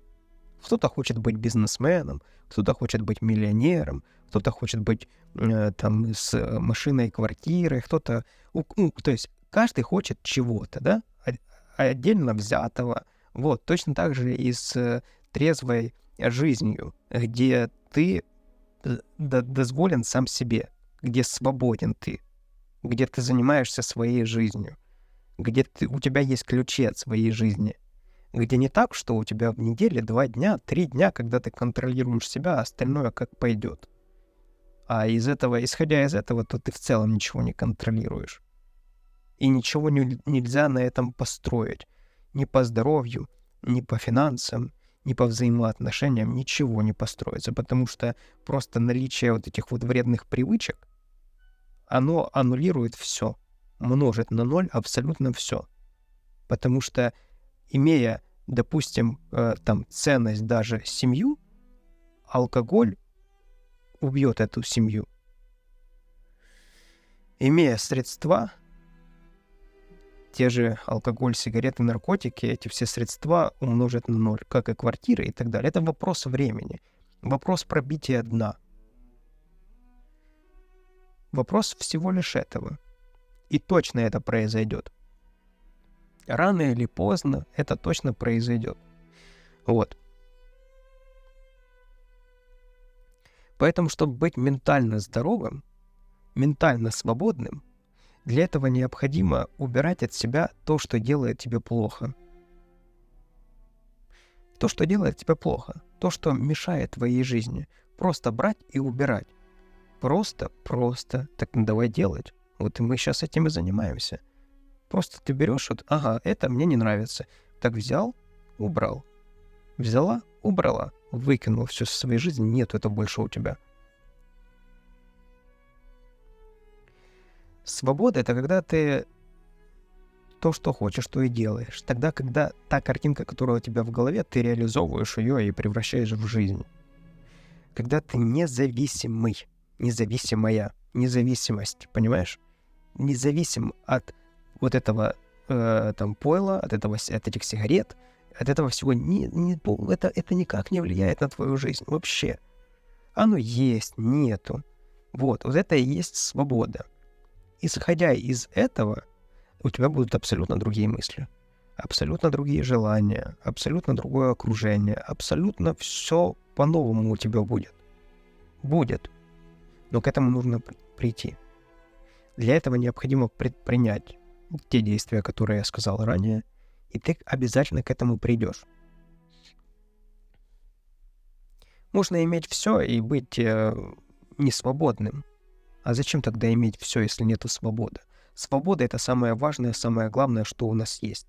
И за что мы должны бороться. Это то единственное, самое важное, что над чем мы должны в первую очередь фокусироваться. Ментальная свобода, физическая свобода, эмоциональная и так далее, и так далее. Вот это оно. Тогда ты сможешь понять, кто ты, что ты, для чего, где твое предназначение. Это уже дальше. Дальше. Но когда есть вот эта вот невидимая клетка, в которой ты сидишь и смотришь постоянно из этой вот клетки на других и думаешь, что они свободны, и хочется так же, а они точно в такой же клетке сидят, и все вокруг в таких клетках сидят, и ты настолько зашорен, что даже не видишь просто, какая она в реальности, эта свобода. Вот это тоже жестко. Жесткое осознание того, когда это в реальности в какой-то момент нахлынивает на тебя, и ты понимаешь, что, ё-моё, неужели это столько лет я вот этого всего не видел? Потому что эта клетка, она формировалась, опять же, тобой, твоим окружением, не сразу. Сначала там один прутик, второй прутик, третий прутик, потом перекрестный прутик, еще один, бах, и все, клеточка. Вот, поэтому свобода — это важно, и пусть ты будешь без финансов, но ты будешь независимый. И поверь, финансы в очень скором времени появятся. Даже на примере того, как это происходит, когда у тебя нету, знаешь, как ты ментально не свободен, ты не можешь даже принять определенного решения, чтобы позволить себе определенного там высокого заработка. Как ты можешь себе это позволить? Там же много кто из окружения или все окружение там же сидит вот в таких условиях и не рыпаются, чё мне рыпаться? Я там слишком умный, вот это вот, знаешь, фразочка. Умный слишком. Которая носит какой-то оскорбительный фон. Хотя, умный, конечно. Если умный, то умный. Что взять? Умный, да. Вот. Поэтому, чтобы прийти к свободе, вот вредные привычки — это верный путь к этому всему. Ты тогда начнешь очень легко распознавать, когда в твоей жизни появляется нечто, что мешает твоей свободе. Когда у тебя очень много этого всего, алкоголь, там, сигареты, там, лудомания, это игромания, собственно, и казино, всякие ставки и так далее, наркотики, в общем, вот это вот все, то ты даже не понимаешь, что конкретно влияет на твою несвободу. Потому что куда ты ни коснись, кажется, что это все. И, это вот все и по отдельности, и вместе это все не свобода. Убери хотя бы одно, все равно все остальное делает тебя заключенным этого всего. Делает заключенным тебя этого всего. И ты думаешь, так что уже убирать одно, если все равно оно все вместе как-то так работает. Может, не существует никакой свободы. Быть постоянно там зависимым от чего-то, это вообще в целом нормально. Вот. И ты в какой-то момент понимаешь, что надо убирать все. Надо убирать все и сразу, и тогда в какой-то момент ты приходишь к тому, когда это у тебя все улетучивается, ты об этом спустя время какое-то там забываешь, и ты приходишь к этапу, когда что-то несвободное в твоей жизни быстренько появляется, ты его в секунду убираешь. Человек, привычка, окружение, еще что-то. Ты сразу видишь, ты сразу спать не можешь уже потому что ты понимаешь, что твоя свобода уже является твоей зоной комфорта, и когда в твою зону комфорта попадает что-то, что тебя обременяет и делает заключенным, то ты сразу это убираешь. Ну, то есть эта работа постоянно происходит. В какой-то момент ты поймешь, а может, на тебя еще и сахар плохо влияет, а может и нет. Может, ты ровно к нему дышишь. Есть, нет, без разницы. А может и наоборот, тогда ты уберешь это все. А может, твоя несвобода заключается в том, что ты сутками сидишь за компьютером, и тогда тебе нужно будет с этим поработать и просто добавить там прогулки, там 10 тысяч, 15 тысяч шагов в сутки делать, и все нормально, у тебя все будет. Ты будешь понимать, что ты контролируешь это все. Контролируешь себя, контролируешь свою жизнь, а значит, любую поставленную цель ты сможешь достигнуть, потому что тебе ничего не будет мешать. Потому что ты это все контролируешь. 4. Внешний вид. Внешний вид очень важно. Не бывает красивых, либо некрасивых. Есть люди, которые следят за собой, либо не следят. Вот. Вот так это и работает. Посмотри на себя в зеркале. Ты себе нравишься. Вот прямо сейчас встань и пойди посмотри на себя. Сними всю одежду и посмотри на себя. Ты себе нравишься? Поставь на паузу и пойди посмотри. Я не шучу, это очень важно. Это реально важно для того, чтобы дальше было понимание, с чем тебе работать и с чем ты будешь дальше жить. Ставь на паузу, жду. Я надеюсь, ты это сделал, либо сделала, и теперь ты понимаешь, что это ты, это твое тело, это неплохо, и это нехорошо. Это единственное, что у тебя есть, и то, над чем у тебя есть контроль. То, что точно есть контроль над чем у тебя. То, что точно принадлежит тебе. Это твое, это ты. Это не важно. Лишний вес, не лишний вес, там, морщинка, не морщинка, это абсолютно не важно. Это все. Это все твое любимое, то, что ты принимаешь. Это твоя сумма на сегодняшний день всей твоей жизни. И вот с этим тебе дальше и работать. В каком направлении? Ты выбираешь дальше работать, улучшать либо ухудшать. И это вот ключевое. Это как выбор, вот самый первый пункт в самом начале видео. Ты улучшаешь либо ухудшаешь. Если ты ухудшаешь, ну, собственно, тогда, получается, это выбор тоже имеет место быть. Тогда, просто не нужно ожидать от этого каких-то положительных результатов. Если ты улучшаешь, у этого абсолютно другая рутина.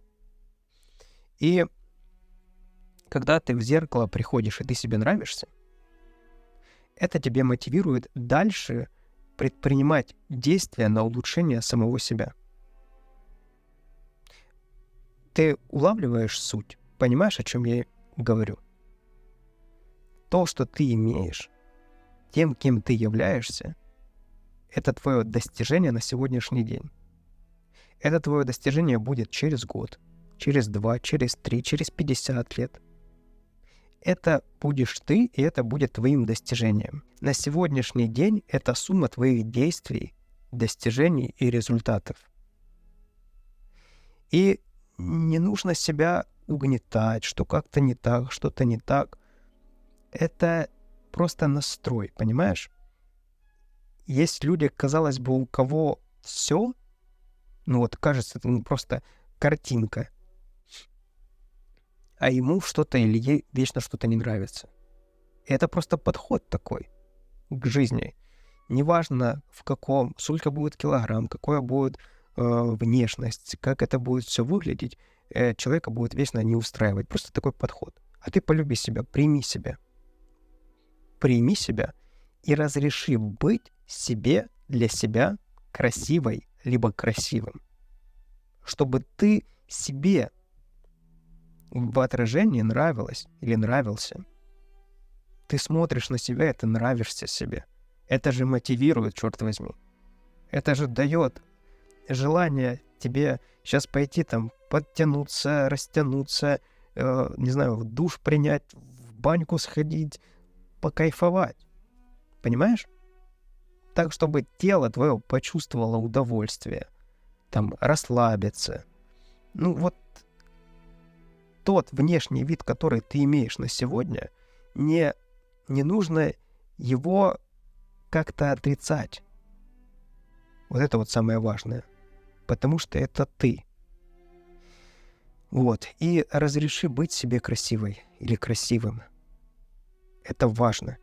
Потому что это будет тебя мотивировать в дальнейшем к достижениям каких-либо там планов, к результатам. И твоя уверенность твоя в себе, в своих силах, в своей внешности, она будет работать на тебя. Нельзя так, чтобы к социуму не иметь никакого отношения. Мы в социуме живем, и любые наши достижения так или иначе связаны с социумом. И уверенность в себе строится на принятии самого себя. А внешний вид напрямую взаимосвязан с тем, как ты себя воспринимаешь. Вот. Поэтому внешний вид — это в первую очередь, на что ты будешь обращать внимание. И поэтому, почему я так важно говорю, что сходи по здоровью, подлечись, пойди не на поток поставь каждый год, ходи, обследуйся, пойди к зубному обязательно, по косметологу, это важно. Вот этим займись, это обязательно, потому что это будет в дальнейшем определять твое будущее. Тебе нужно видеть позитивное подкрепление. Тебе нужно видеть, вот, ты сделал зуб, все, у тебя зуб есть.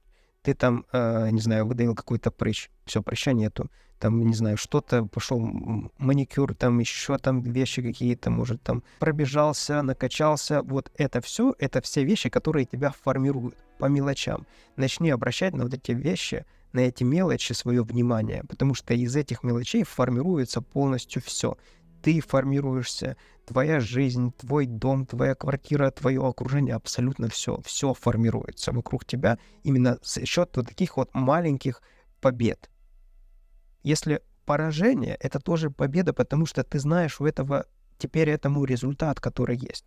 И тебя результат может не устраивать, и тогда ты предпримешь другое действие. А другое действие предположительно принесет тебе позитивный результат. Не принесет — еще попытка, еще. И это жизнь победителя, это жизнь человека, который реализовывает свой потенциал, и у него нету преград. У него есть желание и стремление. Все, и одно на другое накладывается, и возникает гремучая смесь, ядерная смесь, которая дает тот результат, который приближает тебя к идеальной твоей жизни твоей мечты. Понимаешь? 5-я причина — психика. Нервная система на сегодняшний день у тебя расшатана. Ты себя не контролируешь. Наверняка будут волны, когда такая чрезмерная агрессия нахлынивает, и ты понимаешь, ты просто сейчас взорвешься от этого всего, и тебе надо как-то быстренько себя утолить, вот эту вот такую жесткую прилив агрессии. Там хочется сразу закурить, там выпить, то есть вернуть в те вредные привычки, которые были до этого, вернуть, потому что тебе кажется, это успокоит. Но надо понимать, что это все расшатанная нервная система. То есть твоя нервная система, как даже, не знаю, представь себе какой-то разбитый автомобиль, просто колеса поломанные, там руля нету, значит, краска облущена, просто корыто, самое настоящее. И какую-то там супер крутую, не знаю, там, Теслу, Мерседес, любую машину, какая тебе нравится, неважно. И вот это одна психика здорового человека, а вторая психика твоя. Это вот понимай. И контролировать себя — это навык. Контролировать себя — это очень важный навык, когда ты вместо того, чтобы сейчас вспылить, такая секундная агрессия, вместо того, чтобы сейчас агрессировать, ты успокаиваешься, выдыхаешь и выслушиваешь человека. И вместо того, чтобы в ответ получить агрессию, ты в конечном итоге получишь понимание. Сложно? Сложно. Вначале сложно. Легко будет потом? Да. Это и есть работа над собой. Вот это самое первое, что нужно понять, в том числе первое нужно понять, что вот это и есть работа над собой. Когда ты конкретно контролируешь то, что на твоем лице, что вылетает с твоего рта, и как ты вообще себя ведешь. Наверняка ты не очень хорошо относишься к людям, которые ведут себя агрессивно. Ну, просто вот такая вот агрессия непонятная. И наверняка ты с уважением и с трепетом относишься к людям, которые очень спокойные и ведут себя размеренно, и на любую агрессию они нивелируют и превращают вообще в диалог нормальных людей и выносят оттуда позитивный какой-то результат. И это, я тебе хочу сказать, что это не то, что кто-то к этому ближе, а кто-то дальше. Это просто это навык. Это навык, который приобретается. И путем контроля себя. Изучи литературу. Вот я специально сейчас не буду рекомендовать никаких книг, потому что это достаточно индивидуальный подход. И в любом случае я понимаю, что бы я сейчас ни сказал, это будет... Ты это не прочитаешь. А тут именно подбери под себя. Вот просто научись гуглить. Или чат GPT себе запиши.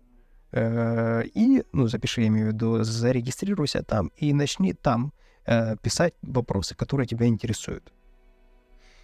И тогда, когда у тебя там чрезмерная какая-то агрессия, опять же, тебе нужно утро, первый час, для того, чтобы это анализировать. Ты вспоминаешь, так, ага, я понимаю, что я чрезмерно агрессивный, мне нужно что-то с этим делать, и для этого необходимо навыки получить. Мне для этого необходимо изучить какую-то информацию, найти какую-то книгу. В целом, вполне возможно, тебе будет достаточно просто проанализировать себя и понять, что конкретно тебя триггерит на эту агрессию.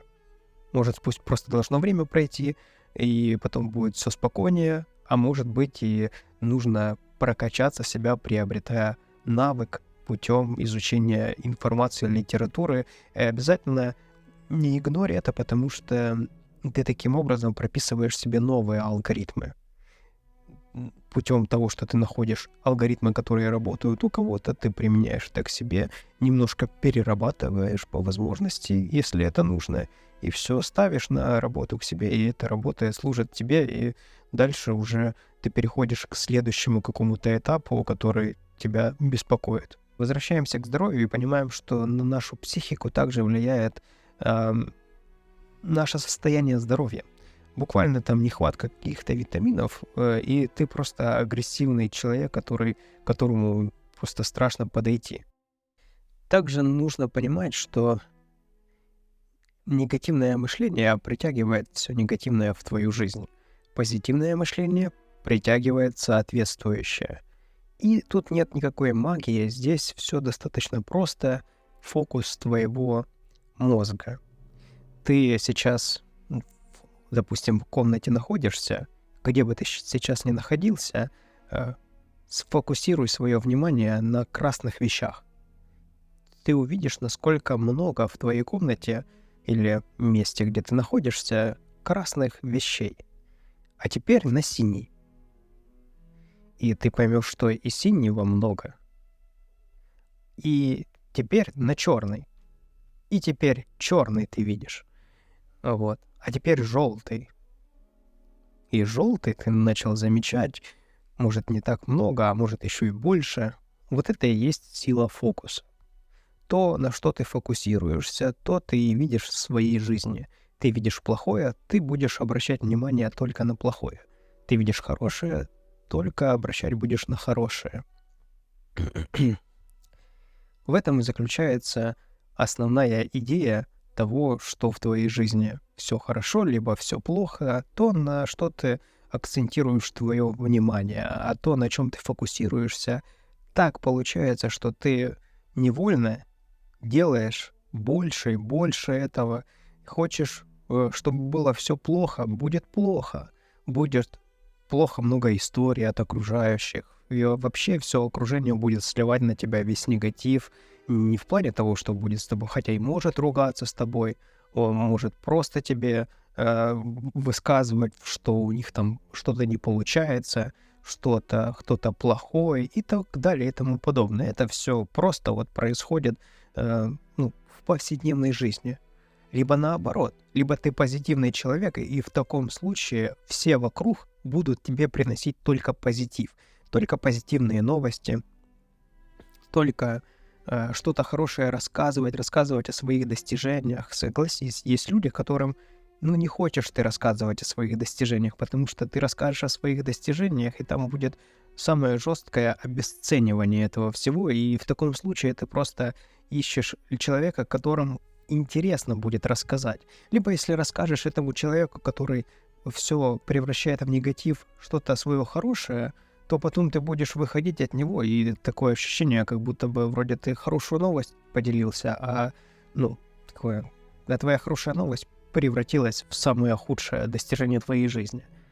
Вот. И психика — это то, собственно, что и определяет наше будущее. Я бы назвал это еще мышление и психика. Это все-таки я бы разделил бы, но тем не менее одно на другое очень сильно влияет. Ты работать можешь над позитивным мышлением, но твоя встревоженность, твое неуправление самим собой, твои психологические какие-то проблемы, непроработанные ситуации, они просто будут тебе подкидывать постоянно что-то негативное. Ты будешь вроде бы настроился на что-то хорошее, а какая-то одна мелочь, одна штука какая-то просто тебя выбивает на весь день, и ты ничего не можешь с этим сделать. Тебе кажется, что весь день идет наперекосяк.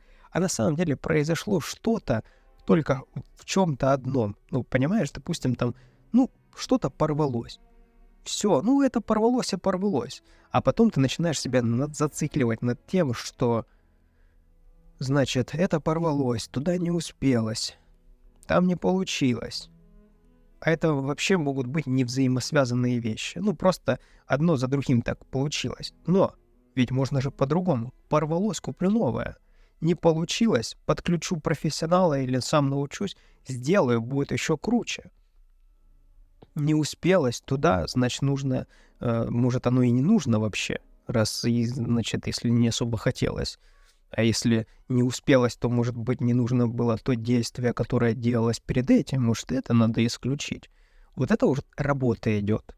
То есть не позиция жертвы, что вот у меня ничего не получается, и я теперь не знаю, что дальше и делать, а да, эта ситуация вот такая, она есть, я ее принимаю, и вот теперь я буду делать вот так.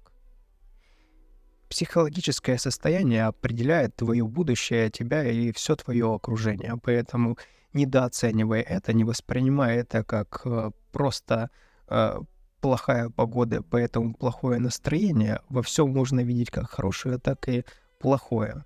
Просто тебе нужно сделать, опять же, выбор, на какой ты стороне. Ты работаешь в сторону, когда у тебя должно быть в твоей жизни больше позитива или негатива. И опять же, не надо себя специально закидывать в состояние, когда ты чрезмерно негативный. Тебе нужно точно понимать, сколько времени тебе нужно в твоем дне для того, чтобы ты чувствовал, либо чувствовала себя хорошо. Час, 2, 15 минут, 10 минут. Но какое-то время точно должно быть, что вот ты один на один с самим собой, и тогда ты контролируешь себя, свою жизнь, ты точно понимаешь вектор направления, твой фокус, куда ты стремишься, в каком направлении идти. Ты осознаешь себя, понимаешь, где ты, что ты, в чем ты, и так далее, и так далее. Поэтому важно здесь понимать, что тебе нужно для твоего продуктивного, нормального психологического состояния. Это важно понимать. Нужно научиться, как познакомиться с человеком. Вот ты будешь знакомиться с самим собой и воспринимай это. Воспринимай это как есть. Понимаешь? Если тебе нужно спать много, спи много. Подстраивай жизнь под то, чтобы высыпаться. Высыпайся. Если тебе не подходит просыпаться в 5 утра, значит, не просыпайся в 5 утра. Понимаешь? Если ты хочешь просыпаться в 5 утра, ложись в 9-10 вечера. Но высыпайся. Если ты будешь ложиться в 9-10 вечера, то ты будешь просыпаться в 5-6 утра. Твой организм сейчас будет восстанавливаться. И твое психологическое состояние твое будет восстанавливаться. И ему нужно питать откуда-то энергию. Питайся правильно. Спи, отдыхай. Не перенагружай себя. Твоя главная задача — убрать от себя вредные привычки.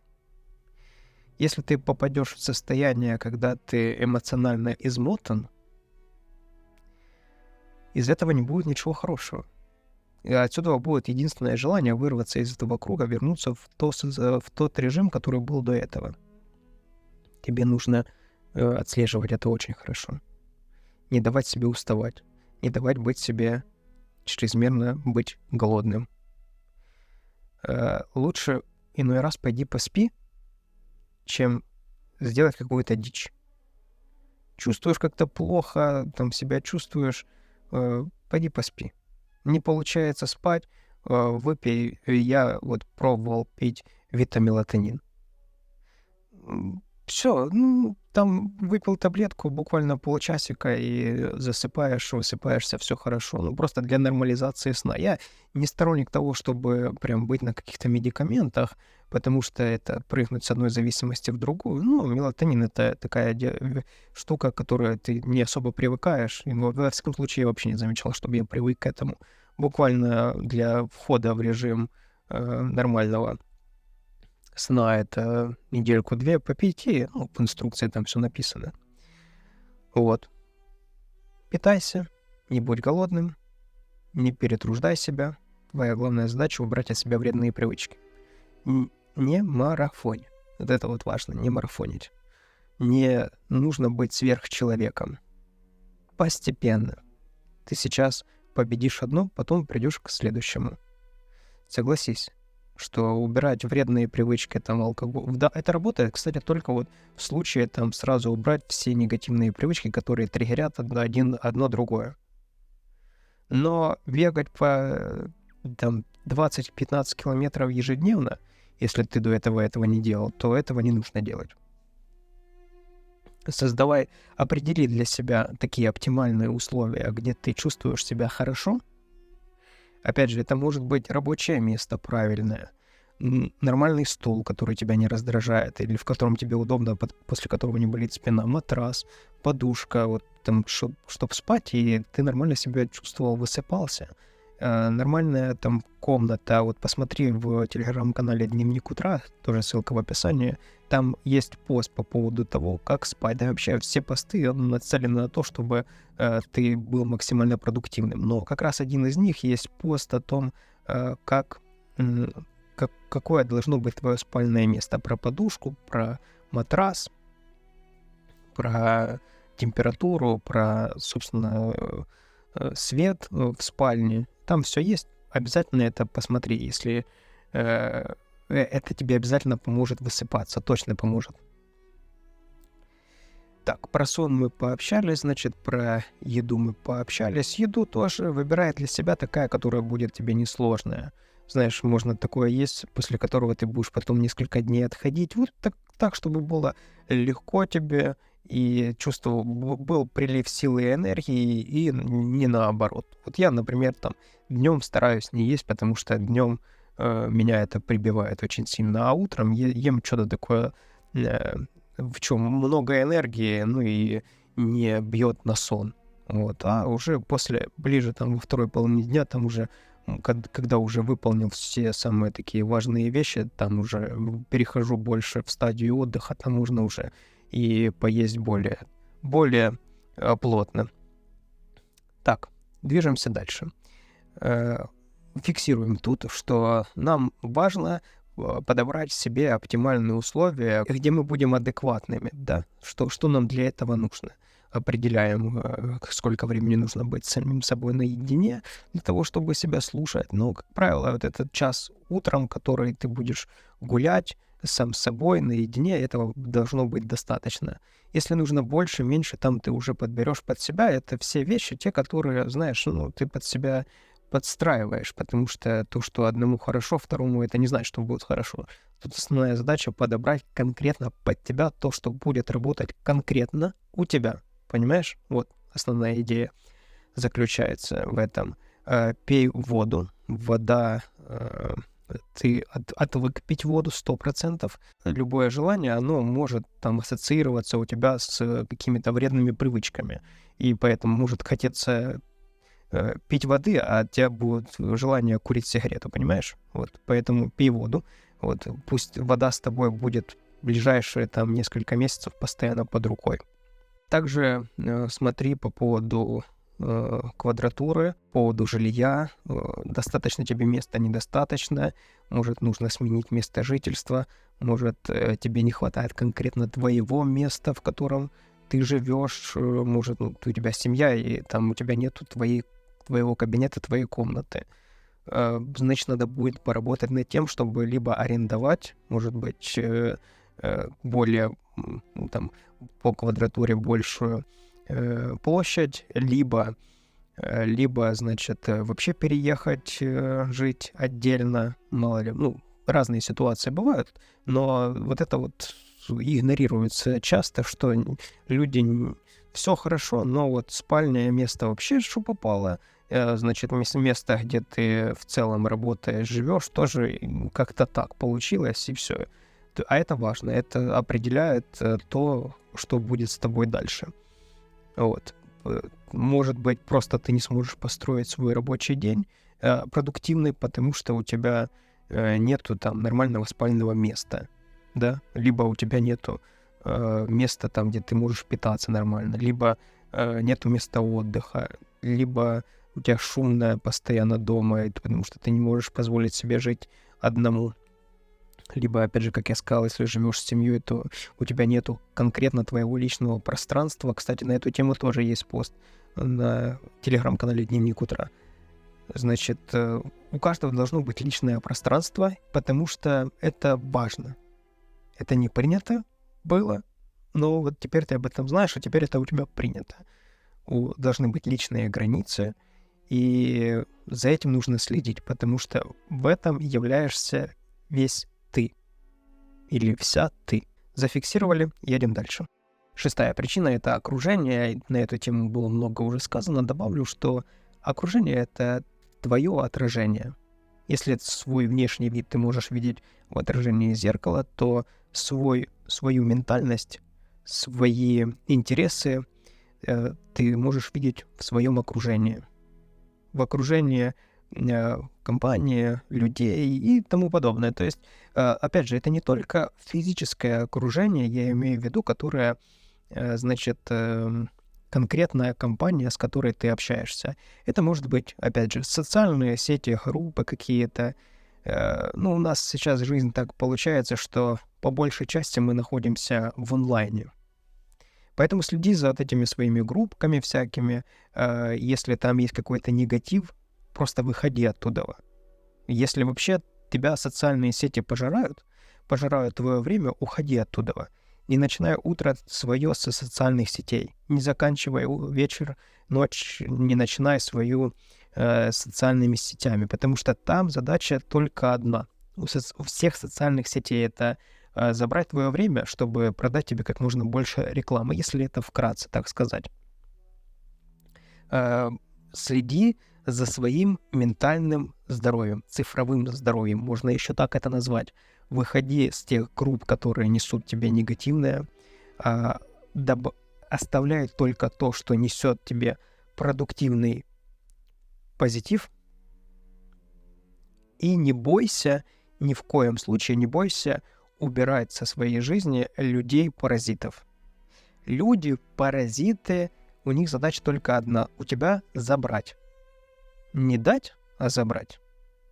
Забрать твое время, забрать твой позитив, забрать твои деньги. Ну, в общем, что-то у тебя забрать. Этих людей убирай. делай так, чтобы ты был интересным тем людям, которые отдают. Для того, чтобы общаться с такими людьми, тебе тоже нужно научиться отдавать. Отдавать и... То есть, понимаешь, надо войти в такой режим, когда ты как... Ну, вот как ядерная энергетика работает. Да, когда она может генерить очень много.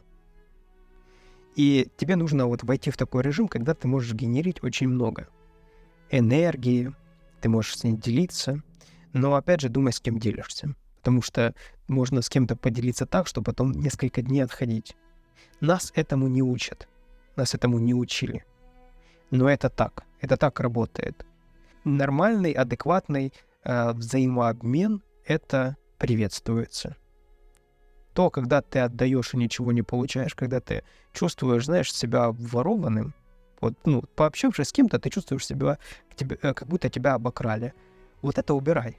Не бойся чистить свои контакты, не бойся блокировать людей. Особенно в наше время, в цифровое время, когда к тебе может, просто ворваться в твою жизнь кто-то из ниоткуда, ноунейм какой-то, даже без аватарки, с названием этого аккаунта одной буквы, все.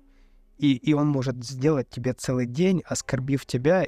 В общем, ты понимаешь, о чем я говорю. Смысл заключается в том, что будь начеку в этом.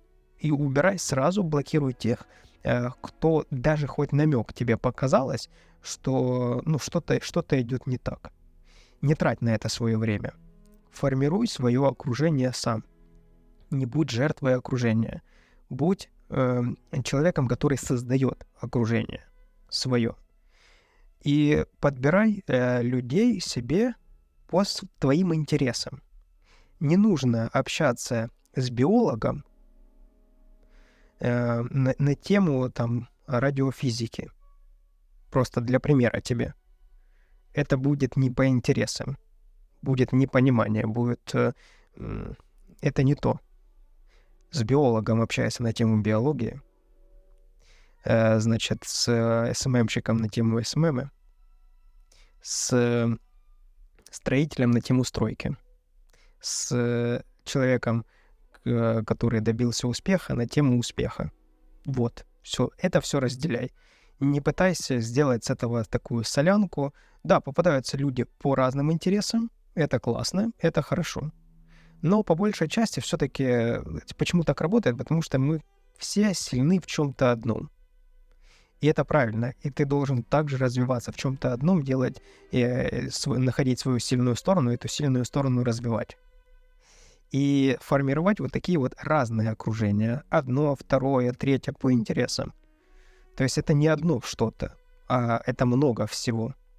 И, собственно, опять же, почему это касается вредных привычек? Потому что вредные привычки, они все сужают только к одному. К употреблению этих же вредных привычек. Все, это все тупо, все очень просто.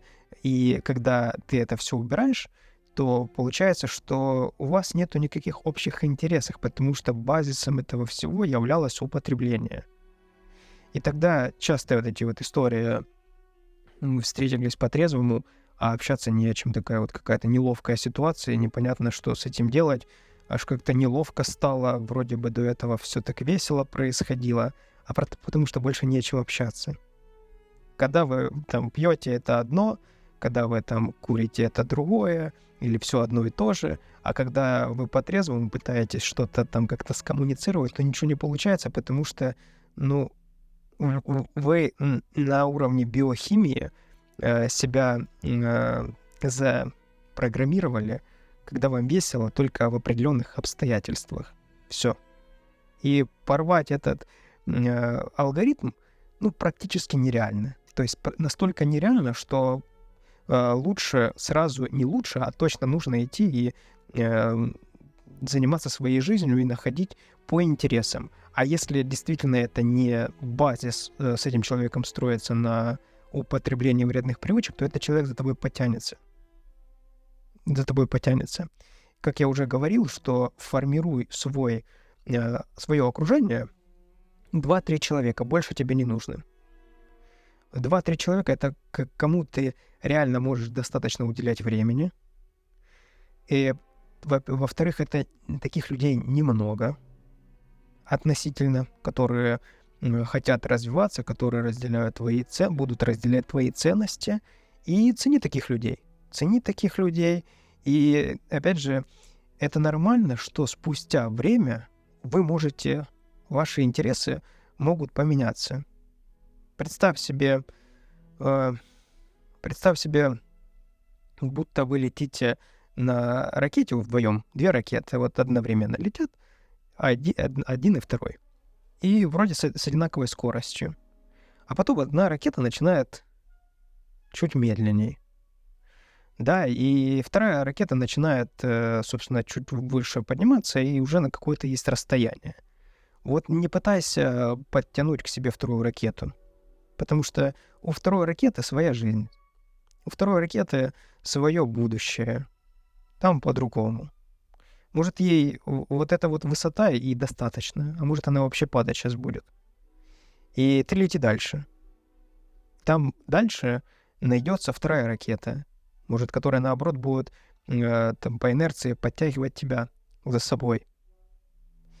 А твой фокус внимания будет на вот той ракете, которая уже все там, уже падает. И ничего дельного не получится.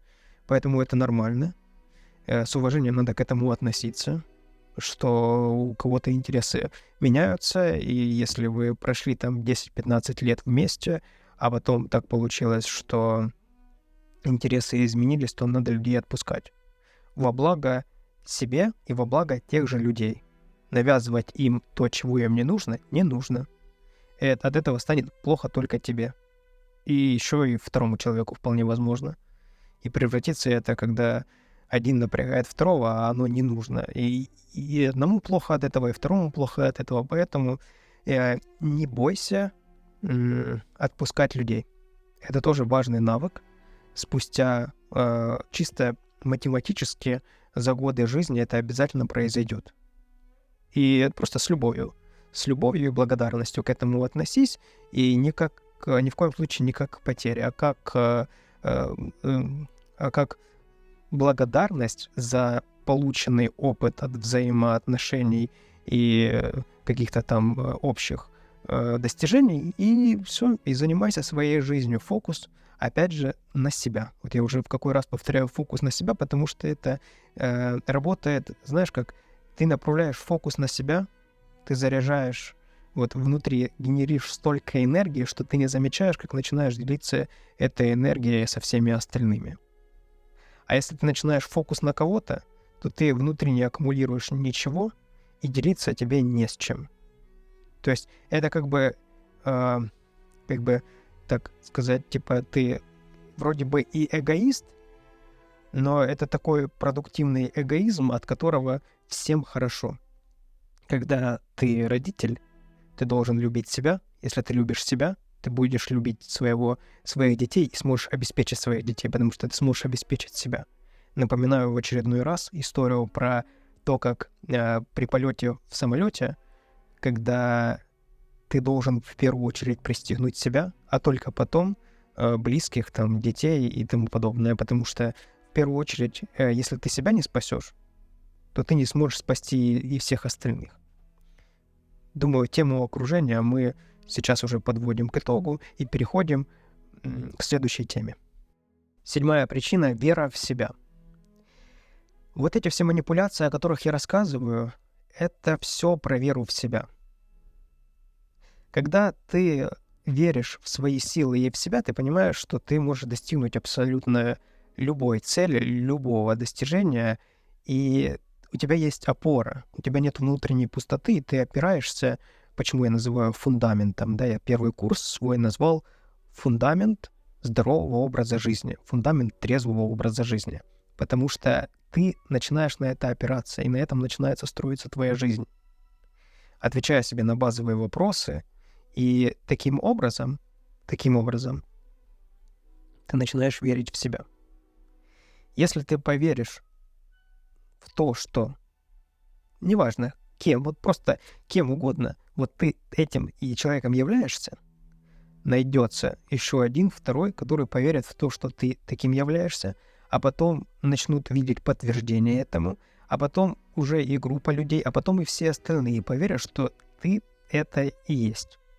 Вот тот, кем ты себя изначально спозиционировал, тот, в кого ты поверил. Тебе больше не в кого верить, как в себя. Понимаешь? Потому что из этого происходит то, во что начинают верить все остальные. Если ты не веришь в себя, то ничего не получится в твоей жизни. Ничего не получится. Будут получаться только либо случайности, а если случайность, то это не закономерность, значит, во второй раз не повторится. Либо это будет что-то, что будет кому-то нужно, и он будет это использовать. А если он будет это использовать, значит, это не будет принадлежать тебе. И вера в себя — это базис для достижения любой цели. Любой цели. В денежной цели, в здоровье, в спорте, да, в человеческом плане, в любом вообще. То есть даже если бы человечество не верило в себя, мы бы не могли бы полететь на Луну. Или там не достигнуть какой-то глубины океана. Понимаешь? Вера в себя, она формируется путем маленьких побед. Путем того, что мы видим, что в окружающем мире у нас что-то получается. Вера в себя утрачивается, когда мы видим подтверждение того, что у нас ничего не получается. Сейчас я объясню. Смотри. При достижении какой-либо цели мы ставим какую-то цель. И мы предпринимаем много-много-много попыток. Если остановиться на неудачной попытке, то мы, получается, не сделали выводы с неудачной попытки и не пошли дальше добиваться. А прежде чем мы достигнем, то мы обязательно должны получить какой-то негативный результат. Негативный результат я не имею в виду в плане, что это плохо что-то, а негативный результат это означает, что не тот, который положительный, логично, не тот, который мы ожидали. Но почему мы изначально должны быть уверены в том, что у нас точно это должно получиться на 100%, именно так? Ведь в голове это по одному, а на практике это абсолютно по-другому. Мы изначально должны закладывать, что количество попыток n неизвестно, оно будет неизвестно какое количество у нас, но мы точно дойдем до конечной цели нашей, пока получим нужный нам результат. Но в этом заключается идея всех достижений. Мы заточены на то, чтобы достигать. Мы получаем то позитивное подкрепление, которое нам дает возможность дальше двигаться. Как я говорил, что если у нас длинные слишком цели без промежуточных целей, то мы никогда к этому не придем. Мы не сможем с нуля заработать миллион, потому что нас этот миллион просто убьет. А сама мысль о том, что у нас сейчас есть там единица, а нам еще надо 999 зарабатывать, это будет для нас прям убийственно. Но если мы поставим с 0 до сотни до 200, то мы каждое это достижение будем отмечать, будем давать себе позитивное подкрепление, и у нас на уровне привычек, на уровне биохимии будет вырабатываться нужная энергия, нужные привычки для достижения результатов. В чем отличие успешного от неуспешного? Успешный, он доводит до ума, он достигает цели. Он проходит через тысячи неудачных с точки зрения, обычного человека, да, неудачного результата. Он проходит тысячи таких, делает попыток, и в конечном итоге он находит то, что работает. Поверь, в твоей жизни тебе не нужно тысячи рабочих механизмов. Для того, чтобы заработать миллионы, чтобы обеспечить себя на всю твою жизнь, тебе нужно просто найти одно дело. Да, тебе надо перепробовать тысячи, но тебе нужно найти что-то одно, что будет приносить большие суммы.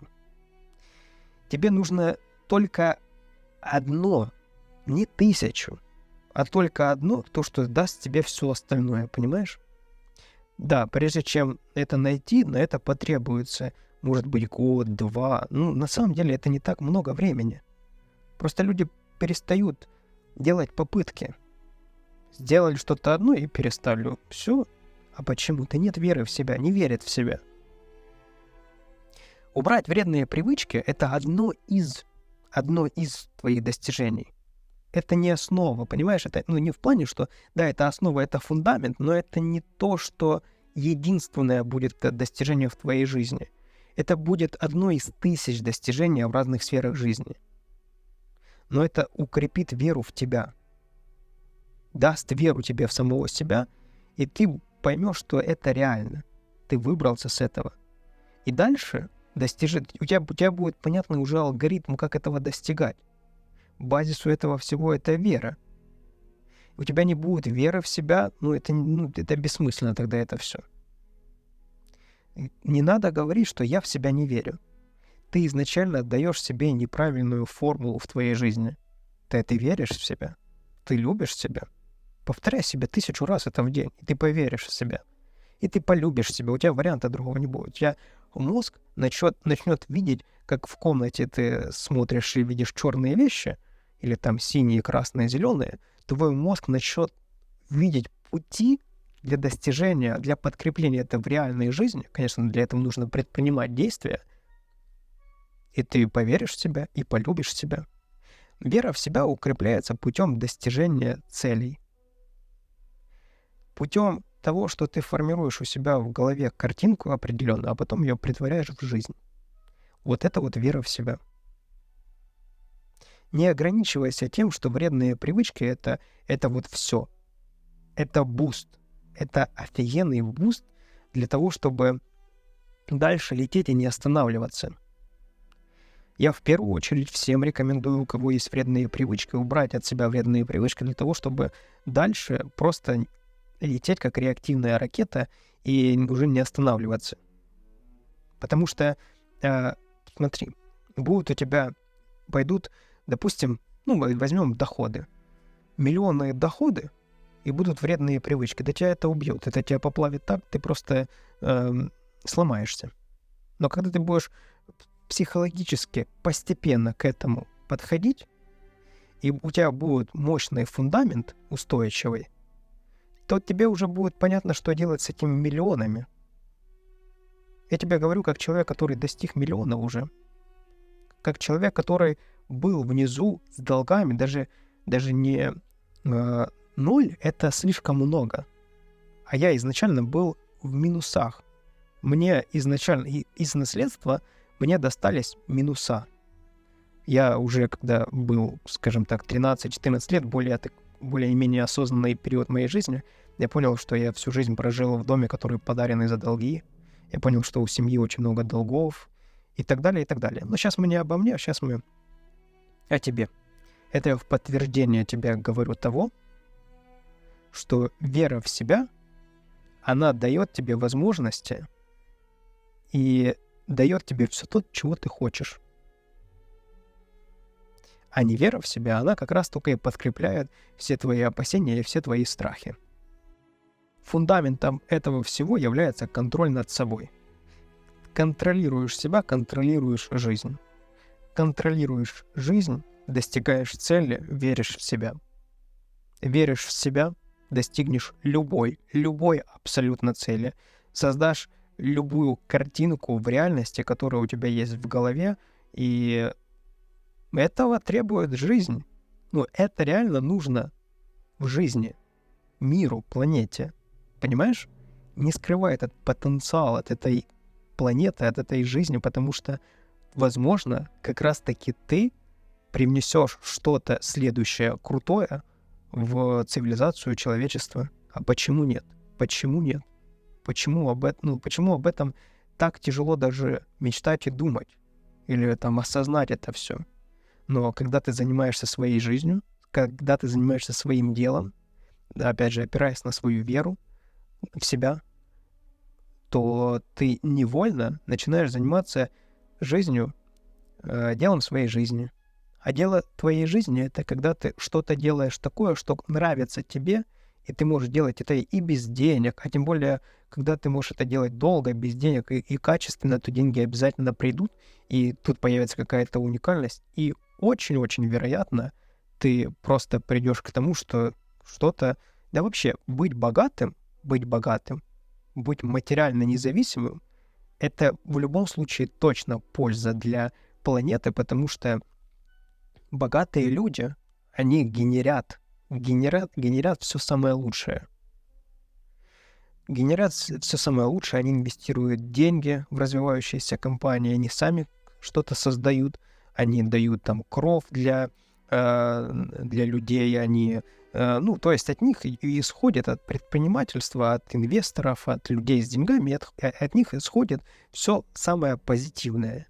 Есть, конечно, и негативная сторона, это, опять же, в семье не без урода. Но, тем не менее, быть богатым — это классно. Быть богатым — это хорошо для всех. Потому что таким образом ты можешь обеспечить себя, обеспечить остальных, дать возможности другим и послужить еще мотиватором. Поэтому ты не имеешь права не верить в себя. Ты должен верить в себя, потому что, как минимум, ты есть сам у себя. Понимаешь, о чем я говорю? Переходим к следующему этапу. 8-я причина — семья. Семья — это в первую очередь кто страдает от вредных привычек твоих. Потому что, по сути, с вредными привычками ты единственный, кто от этого кайфует. Это удовольствие, пусть оно и какое-то эфемерное, но, по сути, если так взять, алкаши, курильщики, наркоманы — это, по сути, кайфажоры. Кайфажоры, которые получают удовольствие, и им хорошо, а единственное, кому плохо, это всем окружающим их. И семья — это те, кто в первую очередь страдают. Сколько случаев, когда наркоманы, алкаши, все выносят с квартиры ценности, обманывают, воруют, обещают и не выполняют, скандалят, дерутся, убивают. Истинное зло. Реально, если так взять, то человек, который не контролирует себя, просто животное, которое способно убить человека. Не хотелось бы оскорблять животных. Поэтому важно еще понимать, что банально будет сказать, что ты ответственный за семью, хотя это так. Но важно понимать, что ты формируешь свою семью, ты. Не нужно включать позицию жертвы. Мол, там меня не понимают, разведись. А может, тебя понимают, может, ты не даешь возможности просто даже диалог с тобой построить. Опять же, возвращаемся к психическому состоянию, психологическому. Может быть, ты просто человек, с которым нереально общаться, и уже понаходил кучу ниточек, за которые ты дергаешь свою семью для того, чтобы лишь бы тебя не трогали, и ты мог пить, курить, наркоманить, играть и так далее. Поэтому позиция жертвы — это в целом трезвый образ жизни — это не про жертву. Трезвый образ жизни — это про победителя, про человека, который понял, что есть механизмы, которые не работают или которые не способствуют тому, чтобы человек добился желаемого успеха. Поэтому подходить к этому нужно с позиции победителя, человека, который управляет собой, своей жизнью. И если у тебя уже есть семья, то и ты любишь свою семью, то будь победителем, показывая примером. Я знаю, что хочется получить поддержки, но тут не будет поддержки. Здесь по-другому работает все. Здесь работает так, что ты сначала действуешь, как я уже объяснял по поводу того, что ты сначала принимаешь для себя решение, делаешь выбор, потом за тобой наблюдают и с одной стороны боятся тебя потерять, а с другой стороны, про семью хочу сказать, что они начинают в тебя верить. Семья всегда верит в тебя, потому что она хочет тебе хорошего, хочет себе хорошего, и в какой-то момент начинает тебя приводить в пример уже. Поэтому не нужно требовать от семьи излишней поддержки, достаточно той поддержки, которая есть. Если семья построена на алкоголе, то этой семьи нет перспектив для развития. Нету смысла жизни без алкоголя. Логично, да. А настроятся ли семьи на алкоголях? Конечно. На наркотиках и тому подобное. Давай так, обсудим это с двух сторон. С одной стороны, при условии, что выбора нету, нужно расходиться, нужно это делать. Бывает так, что, нету перспективы развития у семьи, потому что если там еще есть дети, то от этого страдают только дети, пойми. От всех скандалов, от этого всего страдают только дети. Взрослые от этого получают свой какой-то кайф, непонятный никому, но, тем не менее, им это нормально, а страдают от этого реально дети. Поэтому тут важно это понимать и осознавать. Также важно очень понимать, что семья может разрушиться еще в том числе из-за того, что просто нету общей цели. Когда есть общая цель, то все работают на нее, и все к ней стремятся. Общая картина, к которой идут.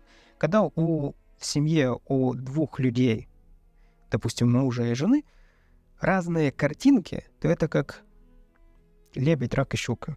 Каждый тянет в свою сторону, и ничего не получается. То у этой семьи нету перспектив, конечно же. И чем быстрее она закончится, тем быстрее люди перестанут друг другу портить жизнь. Берем второй случай. Второй случай, когда вторая половина, наоборот, только поддерживает человека, когда тот решил поменять свой образ жизни. Тут, опять же, нужно правильно это все преподнести. Не требовать намного больше, чем реально может человек дать. И общаться. Общаться, все проговаривать, любые какие-то там домыслы, обиды проговаривать, и все получится. И, опять же, возвращаемся к тому, что ты подходи к этому как с позиции сильного человека, волевого человека, который способен показать пример. Бывает часто, что зависимый один делает зависимого второго. Вот. И в данном случае, первый хочет поддержки от второго, а второй хочет поддержки от первого. Замкнутый круг. Один другого не понимает, и получается, просто ничего не получается. И выход из этого всего, чтобы ты проявил инициативу, показал силу воли. Силу воли я имею в виду, что веру в себя, все, что я рассказал, и вывел вас из этого круга. Может быть, второй человек, вторая половина не выйдет отсюда. Но тогда ты предпринял все возможное для того, чтобы вырулить эту ситуацию. И в таком случае дальше уже двигайся сам. Но если человек поддерживает тебя, то вы сила. То в таком случае вся Вселенная начнет работать на тебя, все начнет работать в нужном русле, и у вас появится еще больше ценностей. Вот, это что касается семьи. Если также семья может быть, ты, еще живешь с родителями. В таком случае тоже не жди от них поддержки. Они какую поддержку могут дать, они ее дали уже, они ее проявили. Каждый хочет, родитель, для своего чада все самое лучшее. Просто не всегда это самое лучшее, а реально является хорошим для этого ребенка. Но если ты уже совершеннолетний, то в таком случае уже бери инициативу в свои руки и начинай жить своей жизнью. Понимаю, что есть много ситуаций, когда родители алкаши, родители с вредными привычками, с наркотическими зависимости там, и тому подобное, ну, тогда ты тем более должен понимать, что у тебя плохая наследственность.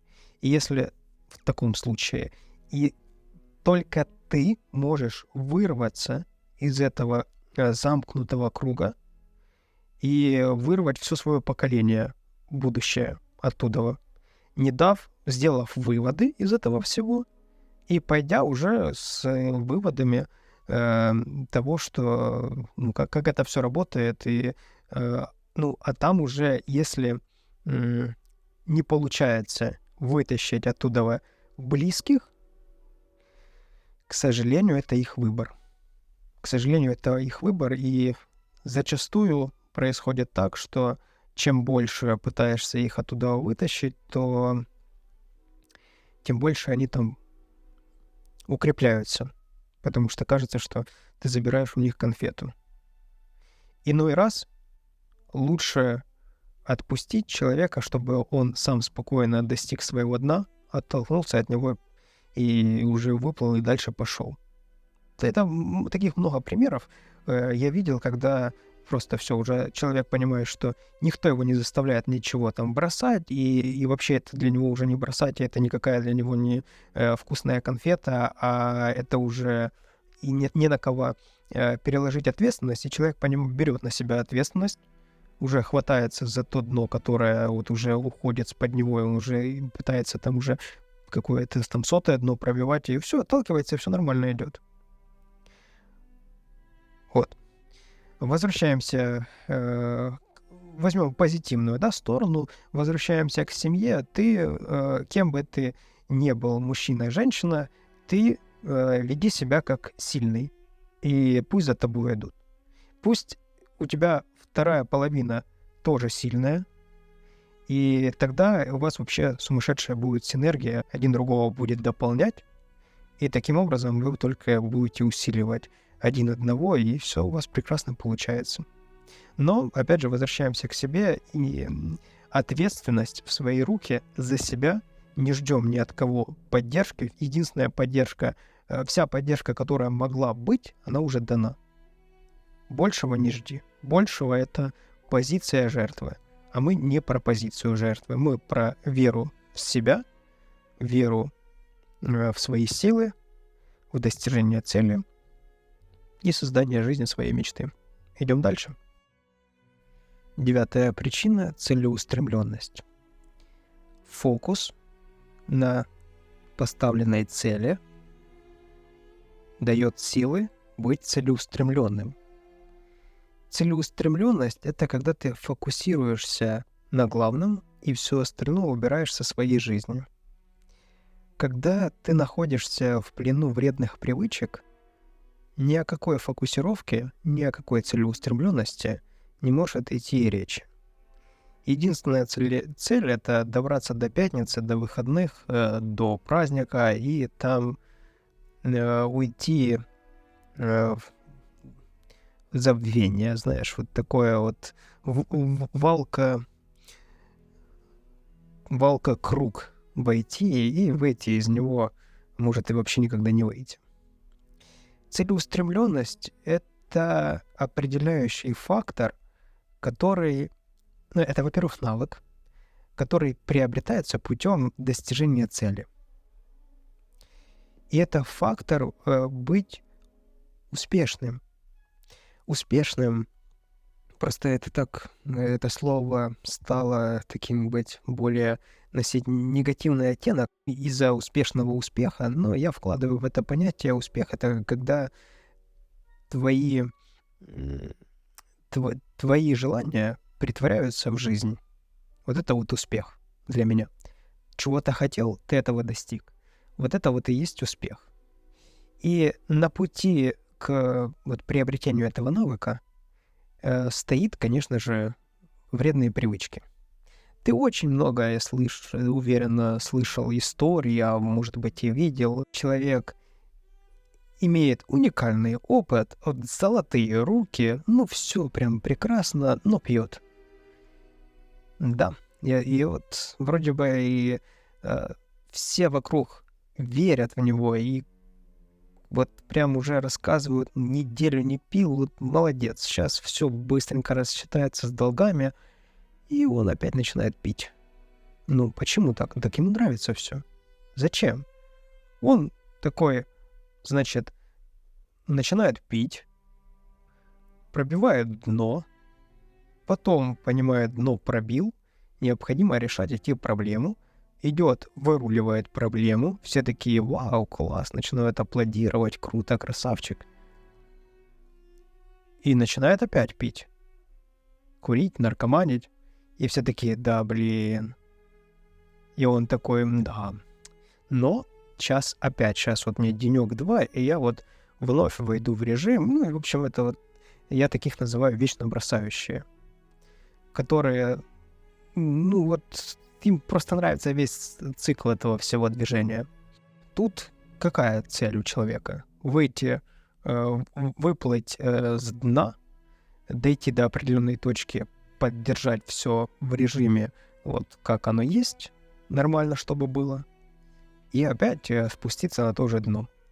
Вот. Ну, конечно же, с каждым разом все глубже и глубже пробивается это дно до поры до времени, пока у всего есть предел, опять же. У всего есть предел. Также, с другой стороны, на уровне биохимии человека целеустремленность, она достигается путем маленьких побед. Маленькие победы, они очень быстро нивелируются вредными привычками. Смотри, допустим, заработал человек, хорошо, какую-то крупную сумму. С одной стороны заработал где-то в одном направлении, а в другое направление пошел, проиграл все или пропил. И вроде бы в одном он успешный, а в целом по результатам взять, ну, нет.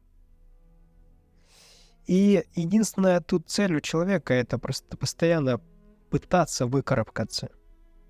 То есть не, значит, выстроить фундамент, построить стены, построить крышу и начать выйти в режим обогащения, когда каждый твой день, каждая секунда, минута работает на тебя, и твоя жизнь все лучше, лучше, лучше и лучше, и ты в итоге приходишь в режим, когда ты там стареешь, но у тебя есть капитал, и ты живешь, наслаждаешься жизнью, с одной стороны, да? А вместо этого у тебя жизнь, она просто рулетка. То густо, то пусто, ну, зачастую просто пусто. А густо — это когда хоть что-то есть. И лично я убрал от себя вредные привычки, когда я понял, что мне не хватает в моей жизни продуктивной стабильности. Потому что все обнулялось, когда 2-3 дня, 4 там дней я продуктивно работаю, а потом я пошел, потусил, потому что могу себе позволить. И потом это все сливается, потому что на следующий день это упадническое настроение, состояние, потом еще несколько дней отходняков, пока войду в продуктивный режим более не менее, и на этом ничего не могу построить, оно все сквозь пальцы сыпется, и кажется, даже нельзя сделать тут выводы никакие, потому что, что работает, что не работает, потому что постоянно ощущение того, что если бы не пил там вот в этот день, то на следующий день было бы как-то по-другому. Куча отмазок появляется. В конечном итоге я понял, что мне для того, чтобы достигнуть основной моей цели, стать финансово независимым, стать миллионером, стать успешным человеком, мне для этого необходимо убрать этот стоп, который мне мешает. Хотя бы проверить для себя, так оно или не так. Оказалось так. Оказалось действительно, что это мне мешало распознать нерабочие механизмы. Если ты хочешь достигнуть в своей жизни каких-либо высот. А я хочу напомнить, может, ты не знал до этого, что мы, ты, я, наше поколение в сравнении с поколением предыдущим, то есть ты должен жить в 5 раз лучше, чем твои родители. У родителей задача была начать жить в 5 раз лучше, чем их родители и так далее. В этом смысл развития. Когда ты живешь, пробиваешь потолок тот, который был у твоих родителей, только тебе надо еще 5 таких потолков пробить. А у твоих детей задача точно то же самое сделать. Просто чтобы мы не залезли обратно на деревья, чтобы мы не деградировали, как человеки. И у нас это заложено.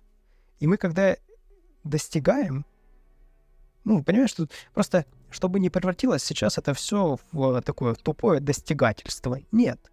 Не про это, вообще не про это. Тот смысл заключается в том, когда ты получаешь от мира отдачу, у тебя все хорошо в твоей жизни. В твоей жизни все хорошо, ты хорошо себя чувствуешь. Тебе хорошо, тебе круто, тебе комфортно, ты получаешь благо цивилизации. Понимаешь? И вредные привычки, они напрямую влияют на твою целеустремленность. Если у тебя до этого, как ты, может, считаешь, нету больших достижений, а может, ты наоборот считаешь, что у тебя есть большие достижения, но и больше в твоей жизни не будет никаких достижений, то я тебе хочу сказать, что вот сейчас, убирая вредные привычки от себя, то ты просто обалдеешь от того, какой ты будешь или какая ты будешь мегапродуктивная. И почему важно следить за своим психологическим состоянием, чтобы тебя не поплавило, не поплыть. Не поплыть от осознания того, какой ты стал или стала продуктивной. Когда за день ты сделаешь то, что в той обычной жизни за год не делалось. А тут за день. Представляешь, насколько жизнь ускоряется? В хорошем смысле этого слова. И жизнь заиграет новыми красками. Поэтому, если ты хочешь добиться в этой жизни многого, того, о чем ты сейчас мечтаешь и не мечтаешь, то я тебе хочу сказать, ты на правильном пути.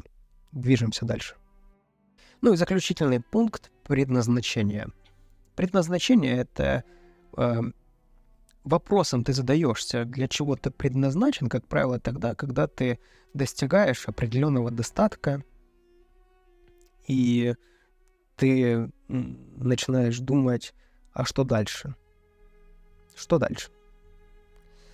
Для этого, вот мы возьмем все то, что ты сегодня вот услышал, все, что ты прослушал, вот это мы все возьмем, подсуммируем и зафиналим это все предназначением. Это все для этого нужно нам. Это все подготовительный процесс для того, чтобы ты в конечном счете пришел, либо пришла к истинному своему настоящему предназначению. Для того, чтобы быть максимально продуктивным и готовым найти вот свою стезю. Быть тем, кем ты, возможно, боишься больше всего быть. Не бояться этого. Не бояться жить жизнью своей мечты. Представь, вот давай сейчас представим жизнь твоей мечты. Наверняка у тебя сейчас появилась какая-то картинка в голове, и ты там находишься в наилучшем своем позитивном состоянии, настроении, где все то, что тебе нравится. Ты занимаешься любимым делом. Ты зарабатываешь деньги. У тебя есть дом, может, квартира, машина. Что тебе нужно? Может быть, остров. Может быть, там вся деревня. Дом. И так далее.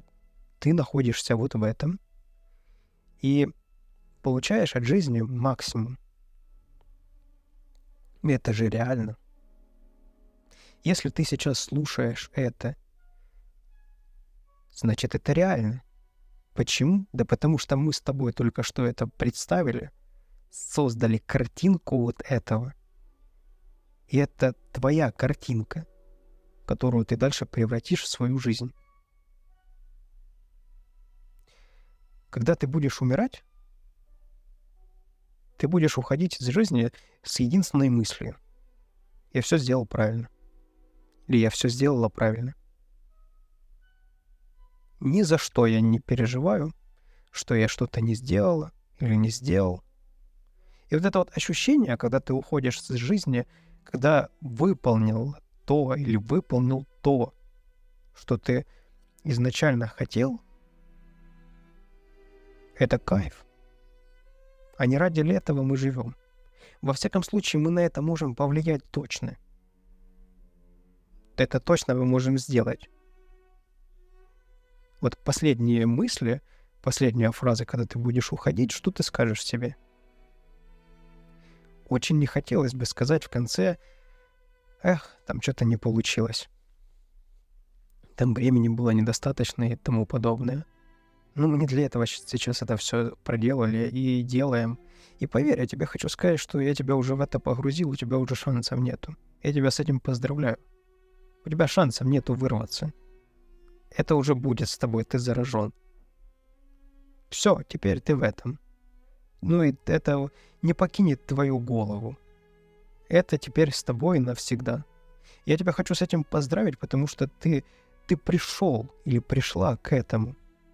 Ну, то есть, если ты сейчас это слушаешь и до этого момента дослушала или дослушал, это означает, что ты к этому готов и хочешь этого. Я тебя поздравляю, тебя ждут впереди годы, наилучшие годы, когда ты достигаешь своих там целей, задач, являешься источником энергии для себя, других, и, может быть, и на поколение даже вперед. Почему? А может вообще и на века. Это же круто. Да, мы начинали с того, что там вредные привычки, просто там, казалось бы, мелочь убери, и все. Это нет, это не мелочь, это то, что тебя сдерживает.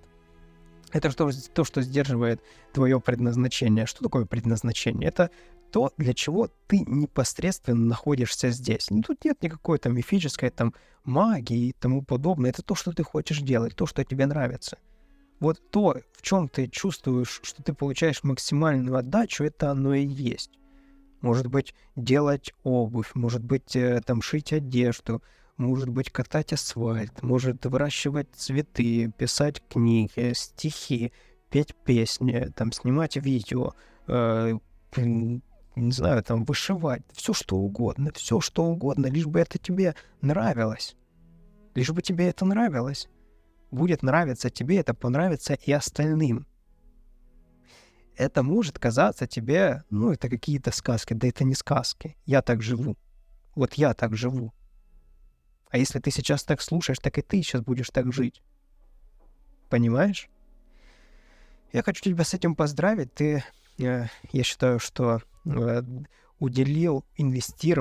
инвестировала в себя сегодня вот это вот время для того, чтобы просто вот помыслить, попредставлять, поразмышлять, и теперь у тебя есть дорожная карта, как к этому прийти. Значит, переходишь по ссылке к этому видео, есть группа «Трезожники», там есть закрепленное сообщение, в котором есть правила группы. В этой группе, значит, есть, собственно, правила, по которым мы живем там, и есть 2 курса. Первый курс — это фундамент здорового образа жизни, который в первой части этого видео я тебе вкратце рассказал. Тебе нужно его пройти, прописать. Все буквально занимает 40 минут. А второе — это 30 дней трезожника. 30 дней трезожника, и каждый день выполняешь, и потихоньку ты самое, скажем так, продуктивное время, когда ты занимаешься своей жизнью и ставишь фундамент этому всему. И вот на протяжении 30 дней ты выполняешь по одному несложному заданию, и твоя жизнь вот укрепляется в трезвости. И самое главное, это вообще с каким подходом мы это все делаем, это с тем, что мы наслаждаемся. Мы наслаждаемся свободой. Вот каждая секунда, каждая минута, когда ты не употребляешь, она работает на тебя. Каждую секунду. Не через 20 дней, не через 21, не через 30, а в эту же секунду это все начинает работать на тебя. В эту же секунду начинает все работать на тебя. Ты сразу начинаешь приобретать. Когда ты в употреблении, ты теряешь все время. Ты теряешь ежесекунду, ежеминуту, постоянно все ты теряешь. У тебя сыпется все из рук. Как только ты убираешь от себя все эти вредные привычки, ты в секунду начинаешь приобретать. Ты собираешь эти тревожные дни, накапливаешь их, и поначалу чуть-чуть тебе придется поработать на них, а потом эти дни начинают работать на тебя. И в целом, по секрету тебе скажу, эти дни начинают работать сразу на тебя. Трезожники — это трезвые, здоровые, продуктивные люди. Это люди, которые не мямли, не ноют, не которые там вечно бросают, а те, которые добиваются. Приглашаю, заходи, будь примером для других. В закрепленном сообщении это вся суть этого сообщества. В группу я добавляю по заявкам, то есть ты подаешь заявку, я не добавляю ботов, если я вижу, значит, аккаунт без аватарки, там, без имени и так далее, я просто либо его игнорирую, либо сразу отклоняю заявку. Это мне не интересно, я не хочу с ноунеймами иметь никакого отношения. Также я сразу баню нытиков, я сразу убираю те, которые там сеют негатив. Это те люди, которые не понимают, для чего они попадают в это сообщество. Будем на связи. Обязательно напиши в комментариях свои мысли, свои достижения. Ну и, как правило, хочу тебе сказать, встретимся, или обязательно пиши в будущем, там, через год, через 1,5, через 2. Я знаю, что ты напишешь, потому что вот я уже в августе будет 5 лет, как убрал от себя вредные привычки, и хочу сказать, что за это время уже много людей, которые не 1 год уже как поубирали от себя вредные привычки, и возвращаются и рассказывают о своих достижениях. И также хочу, чтобы трезожники в будущем, через годы, через десятилетия, это не ограничивалось просто вредными привычками. Просто тут получилось так, что вредные привычки многих триггерят, поэтому я много на эту тему общаюсь. Но вообще следующий этап трезожников — это инвестиция. Я когда-то на канале сказал, когда я стану миллионером, я поделюсь также своим опытом, точно так же, как убрал от себя вредные привычки, поделюсь своим опытом, как выйти в пассивный доход.